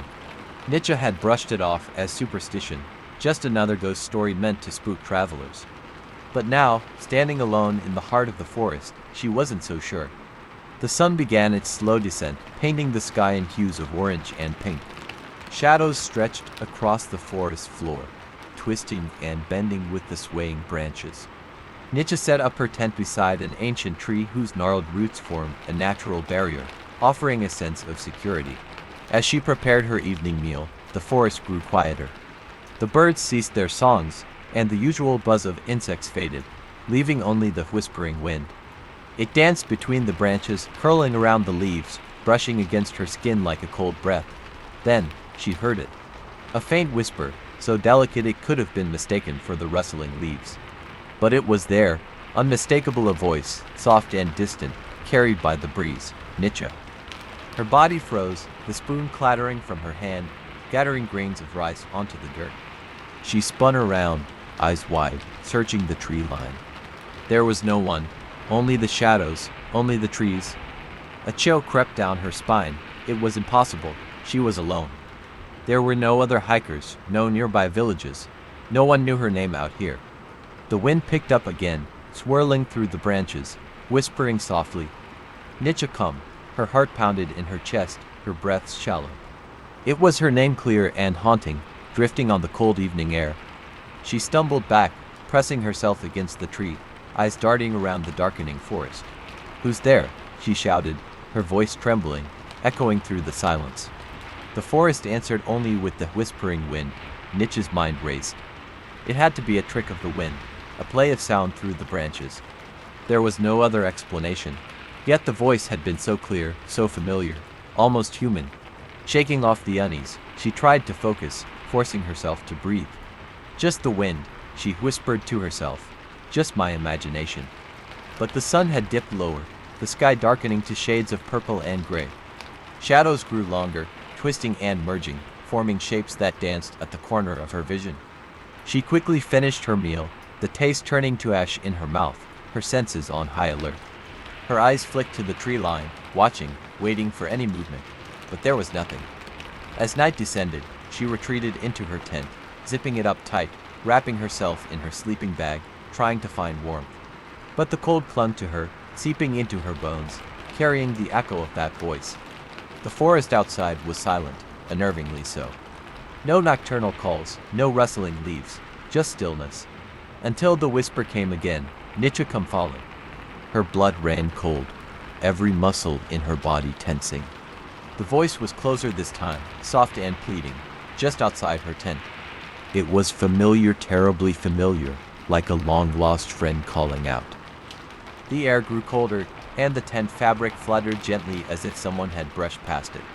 Nietzsche's heart raced, her body paralyzed with fear. She squeezed her eyes shut, covering her ears, her lips trembling as she whispered, "It's not real, it's not real." But the whisper persisted, seeping through the thin fabric, curling around her like cold smoke. "Nietzsche, don't leave me, come." A tear slipped down her cheek. The voice. It sounded just like her sister who had passed away years ago. Her body shook, her mind torn between fear and sorrow, between reality and the impossible. The whisper grew softer, more desperate. "Nietzsche, please, I'm so cold, so lost." Her chest tightened, memories flooding back, memories of her sister's face, her laugh, her tearful goodbye, the night she never came back. The wind outside picked up, swirling around the tent, the whisper mingling with its cold breath, "Nietzsche, help me." Her resolve crumbled, the sorrow overpowering the fear. She had always wished for one more chance, one more moment to see her sister again. With trembling hands, she reached for the zipper, her heart pounding. She had to see, she had to know. The whisper was waiting, just beyond the thin fabric, pulling her closer, luring her into the darkness. Her fingers gripped the zipper. She hesitated, her breath shaky, her heart aching. Then, she pulled. The cold air rushed in, freezing and sharp. The forest lay before her, silent and dark, shadows dancing between the trees. But no one was there. Only the wind, whispering through the leaves, echoing her name. "Nietzsche." The darkness stared back at her, empty and endless. But she could feel it, the presence just beyond the shadows, waiting, watching. And the whisper, soft and sweet, called her deeper into the woods. "Nietzsche, come home." The night air was frigid, wrapping itself around Nietzsche as she knelt at the entrance of her tent, staring into the darkness. The whisper lingered, echoing softly between the trees. "Nietzsche, come home." Her heart twisted painfully, the voice so achingly familiar that it pulled at her very soul. It was her sister's voice, the same gentle tone, the same sorrowful plea. But how could it be? Her sister was gone, lost to the world of the living. Yet the whisper was here, floating on the night breeze, calling her name. Nietzsche's fingers dug into the dirt, cold and damp beneath her touch. Her body trembled, not from the chill, but from the overwhelming urge to follow the voice. She stood, her legs unsteady, her eyes fixed on the shadowy tree line. The forest seemed alive, the branches swaying, their twisted shapes forming ghostly figures in the dim moonlight. The voice called again, softer this time, more desperate. "Nietzsche, I'm so cold, please." Her heart shattered, the pain resurfacing as memories flooded back, memories of her sister's laughter, her smile, the warmth of her embrace. Memories of the day they found her lifeless body, washed up by the riverbank, her face pale and cold. A tear slipped down Nietzsche's cheek, her vision blurring. She took a step forward, then another, her feet moving on their own, drawn by the voice. The wind swirled around her, cold fingers brushing against her skin, guiding her toward the shadows. The trees loomed above, their branches reaching out like skeletal arms. "Nietzsche, don't leave me, come follow." The whisper grew fainter, drifting deeper into the woods. Nietzsche's heart raced, fear mingling with sorrow. Her sister sounded so lost, so alone. She couldn't leave her behind. Not again. She stumbled forward, her footsteps crunching on fallen leaves, her breath visible in the cold air. The darkness swallowed her, the forest growing denser, the shadows closing in. But she didn't stop. She couldn't. The whisper continued, weaving through the trees, leading her deeper into the night. The ground grew uneven, roots twisting beneath her feet, trying to trip her. Branches scratched at her skin, snagging her clothes, as if the forest itself was trying to hold her back. but she pushed on, following the voice. Then, the air grew colder, the wind howling between the trees, carrying the faint echo of a sob. "Nietzsche, it's so dark I can't find the way, help me." Her heart clenched, the sorrow cutting through her like a knife. She broke into a run, her feet pounding against the forest floor, the shadows rushing past her. The trees grew denser, the darkness thicker, pressing in on her. Her breaths came out in gasps, her body trembling, but she kept moving, driven by the voice that called to her. "Nietzsche, don't leave me." She stumbled, her foot catching on a root. She fell hard, the earth cold and damp beneath her. Pain shot through her knees, but she barely felt it, her eyes searching the shadows. Ahead, through the twisted branches, she saw a figure, a silhouette standing beneath an ancient tree, its gnarled branches reaching toward the sky. Her breath caught in her throat, her heart pounding. The figure was small, frail, wrapped in tattered white cloth that fluttered in the breeze. Long hair cascaded down its shoulders, swaying gently. "Nietzsche," the voice whispered, the figure's head tilting, eyes glowing softly in the darkness. "Come take my hand." The voice was filled with longing, sadness, and a coldness that seeped into Nietzsche's bones. But it was her sister's face, the same delicate features, the same sorrowful eyes. Tears streamed down Nietzsche's face, her chest aching. Her sister looked so lost, so broken. How could she leave her here, alone in the darkness? Her body moved on its own, her hands reaching out, her voice trembling. "I'm here, I'm coming." The figure's lips curled into a faint smile, the shadows flickering around it. It reached out, its hand pale and delicate, fingers elongated and cold. Nietzsche's fingers brushed against its icy skin, a chill shooting through her arm. But she didn't pull back, her sister needed her. The shadows around the figure shifted, twisting and swirling, shapes forming behind it, faces distorted in agony, mouths open in silent screams. Nietzsche's heart stilled, fear flooding her body as the air grew colder, the darkness pressing in. But the figure's grip tightened, cold and unyielding, its eyes glowing with an unnatural light. "Nietzsche, don't leave me, stay forever." The voice changed, warping into a hollow echo, inhuman and cold. The figure's face twisted, its smile stretching impossibly wide, revealing rows of sharp teeth. The shadows behind it moved, crawling closer, their faces contorted in despair. They reached out, skeletal hands grasping, eyes empty and hollow. Nietzsche screamed, trying to pull away, but the grip tightened, freezing her in place. The air grew colder, the shadows whispering her name, their voices a cacophony of sorrow and pain. She struggled, her body trembling, her breath visible in the freezing air. But the figure wouldn't let go, its smile widening, its eyes glowing with a sinister light. "Nietzsche, stay with me forever." The shadows swirled around her, cold hands brushing against her skin, pulling her down, deeper into the darkness. Her vision blurred, her body growing numb as the cold seeped into her bones. The whisper surrounded her, echoing in her mind, soft and mournful. "Nietzsche, Nietzsche." Her strength faded, her body sinking into the cold earth, the shadows consuming her. The last thing she saw was her sister's face, twisted in a smile, her eyes glowing in the darkness. Then there was only the whisper, "Nietzsche, come home." The wind howled through the trees, carrying the echo of her name, drifting through the shadows. But Nietzsche was gone, lost to the darkness, her voice joining the whispering wind, and the forest was silent once more. Morning light seeped through the canopy, casting pale rays onto the forest floor. Ken and May sat by the smoldering campfire, faces pale, eyes heavy with worrying. "Nietzsche's gone," May whispered, her voice trembling. She was right there and then. Ken's jaw tightened, his fists clenched. I heard it, to the voice calling her name.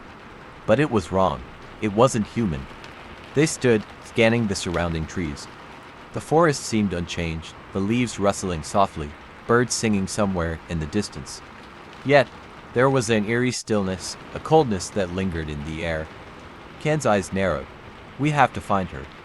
May hesitated, her eyes wide with fear. What if she's not alone out there?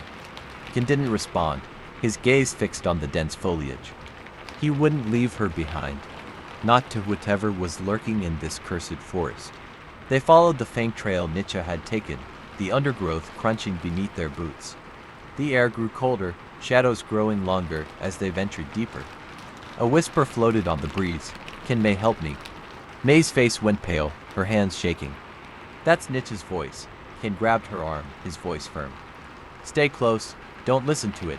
They moved cautiously, the trees closing in, the shadows twisting around them. The whisper grew louder, echoing through the branches, the voice soft and mournful. Why did you leave me? May's shoulders shook, tears glistening in her eyes. She sounds so sad. Ken's jaw clenched, his fist tightening. It's not her, it's trying to trick us. But his own heart ached at the sound. The voice laced with sorrow, with betrayal. It sounded so real, so much like Nietzsche. The air grew colder, their breath visible in the frigid mist that curled around their feet. The whisper continued, soft and haunting. Come back, don't leave me alone. They stumbled upon a clearing, ancient trees towering above, their twisted branches entwined like skeletal fingers. In the center stood an ancient shrine, half buried in moss and vines. The air grew heavy, the ground cold and damp. A chill ran down Ken's spine, the hair on his neck standing on end. May shivered, wrapping her arms around herself. I feel like we're being watched. Ken's eyes darted around, scanning the shadows. The air was thick with a presence, cold and suffocating. He could feel eyes on him, hidden among the trees, watching, waiting. A figure stood at the edge of the clearing, its silhouette barely visible. It was small, frail, wrapped in tattered white cloth that fluttered in the breeze. Long hair cascaded down its shoulders, swaying gently. Nietzsche, May gasped, running forward. Ken reached out, grabbing her arm. Wait, don't. But May broke free, stumbling toward the figure, tears streaming down her face. Nietzsche, it's me, it's May. The figure's head tilted, its face shadowed, eyes glowing faintly.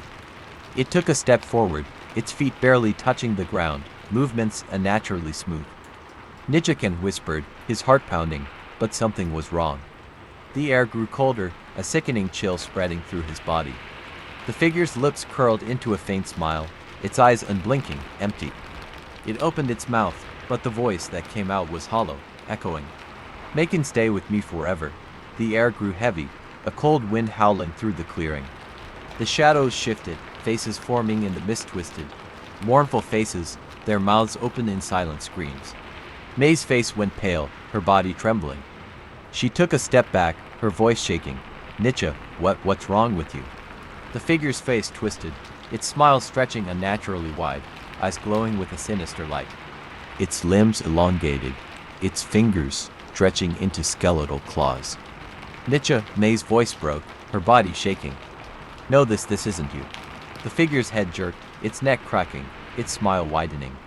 Its voice distorted, cold and hollow. Stay with me forever. The shadows surged forward, cold hands reaching out, skeletal fingers curling around May's body, pulling her down. She screamed, her voice echoing through the trees. Ken ran forward, his heart racing, his hand grabbing May's arm. But the shadows were cold, their grip unyielding, freezing his skin. May's eyes widened, her face pale, her body sinking into the ground, the shadows consuming her. Her voice was choked, desperate. Ken, help me. Ken pulled with all his strength, his hands burning with cold, his vision blurring. The shadows hissed, their faces twisting, eyes hollow and empty. The figure watched, its smile unmoving, its eyes glowing. Its voice was a whisper, soft and mournful, stay forever. Ken screamed, his voice breaking, his body trembling as the shadows pulled May deeper, her hands slipping from his grasp. Her eyes met his, wide and terrified, her mouth forming his name. Then she was gone, her body swallowed by the shadows, the earth closing over her, the clearing falling silent. Ken fell to his knees, his body cooled, his chest heaving. Tears streamed down his face, his hands shaking. The figure's voice echoed through the trees, soft and sorrowful. Ken, don't leave me. He looked up, his vision blurred, the figure's glowing eyes fixed on him, its smile wide and cruel. The shadows moved, faces forming in the mist, their voices whispering his name. His heart froze, fear crawling up his spine. He was alone, alone with the shadows, alone with the whispers. The figure took a step forward, its movements smooth and unnatural, its voice echoing. Stay with me forever. The shadows closed in, the air growing colder, the darkness pressing in on him. Ken's scream echoed through the forest, swallowed by the wind, and the clearing was silent once more. The clearing stood silent, the ancient shrine bathed in dim light as shadows twisted around the stone pillars. Ken knelt on the cold ground, his body shaking, his eyes fixed on the spot where May had vanished. The figure still stood before him, its elongated limbs swaying, its face shadowed, eyes glowing with cold light. Its smile was wide, unnatural, cruel. It took a step closer, its feet gliding above the earth, movements inhuman. The air grew colder, the shadows swirling around its form. Ken's body trembled, his heart racing, breath visible in the freezing mist. He wanted to run, to scream, but his body was frozen, his muscles locked in fear. The voice echoed, soft and mournful. "Don't leave me, Ken." He choked back a sob, his eyes stinging with tears. The voice was wrong, hollow, but the words were familiar, the tone painfully recognizable. It sounded like Nietzsche. He squeezed his eyes shut, his fists clenching. You're not her." The figure tilted its head, its smile widening. Its voice grew softer, more sorrowful. You let me die, Ken. Why didn't you save me?" Ken's chest tightened, his heart breaking. The memory of that night flooded back Nietzsche's pale face, her empty eyes, her body lying cold in the darkness. He shook his head, his voice cracking. "No, it wasn't my fault. I tried to save you." The figure's eyes glowed brighter, its form flickering, shadows twisting around its body. It took another step forward, its voice echoing with pain. "You left me just like you left me." Ken's breath caught in his throat, his body shaking. He looked down at his hands, the memory of May's fingers slipping from his grasp, her terrified eyes vanishing into the shadows. His stomach turned, guilt crushing his chest. He had failed them, both of them. The figure's body distorted, limbs stretching, its face twisting into a grotesque smile. It moved closer, its hollow eyes locked on him. Ken stumbled back, his body trembling. Stay away." The shadows moved, swirling around his legs, cold hands brushing against his skin. Faces appeared in the mist, twisted, mournful faces with hollow eyes and gaping mouths. They whispered his name, voices echoing from all directions. "Ken, you left us, you abandoned us." He pressed his hands over his ears, his voice cracking.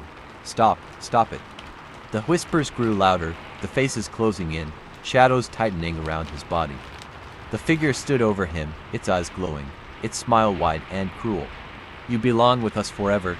The shadows surged forward, freezing cold enveloping him, skeletal hands wrapping around his arms, his legs, his neck. He struggled, but the cold was paralyzing, his body going numb. The whispers grew deafening, the faces twisting around him, eyes hollow and accusing. You left us to die." Ken's vision blurred, his heart pounding. He felt himself sinking, the cold earth pulling him down, shadows wrapping around his body. He screamed, his voice echoing through the forest, but no one heard. No one came to help. He was alone. The figure's face was the last thing he saw, its glowing eyes fixed on him, its smile stretching impossibly wide. Its voice was a whisper, soft and mournful, "Stay forever." The shadows closed in, cold and suffocating, his body sinking into the earth, darkness enveloping him. And then there was nothing, only silence. The rescue team moved cautiously through the dense forest, their flashlights piercing the mist. They had been searching for days, but there was no sign of the missing hikers. Officer Samchai stood at the edge of the clearing, his face pale, eyes wide. Here they were here.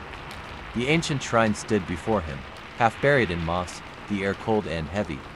There were no footprints, no signs of struggle. Only an eerie silence, the shadows watching from the trees. A chill ran down his spine, a cold breeze whispering through the branches. He could have sworn he heard voices, soft and mournful, carried by the wind. Kinmenicha, his heart froze, his blood running cold. He looked around, but the forest was empty, the shadows still. He shivered, backing away. Let's get out of here." The team hurried back to the trail, the whispers fading into the distance, the shadows watching from the trees. In the clearing, the ancient shrine stood silent, the mist curling around its base. The air was cold, heavy, haunted. And if one listened closely, they could hear the voices, faint and sorrowful, echoing through the wind. "Stay forever."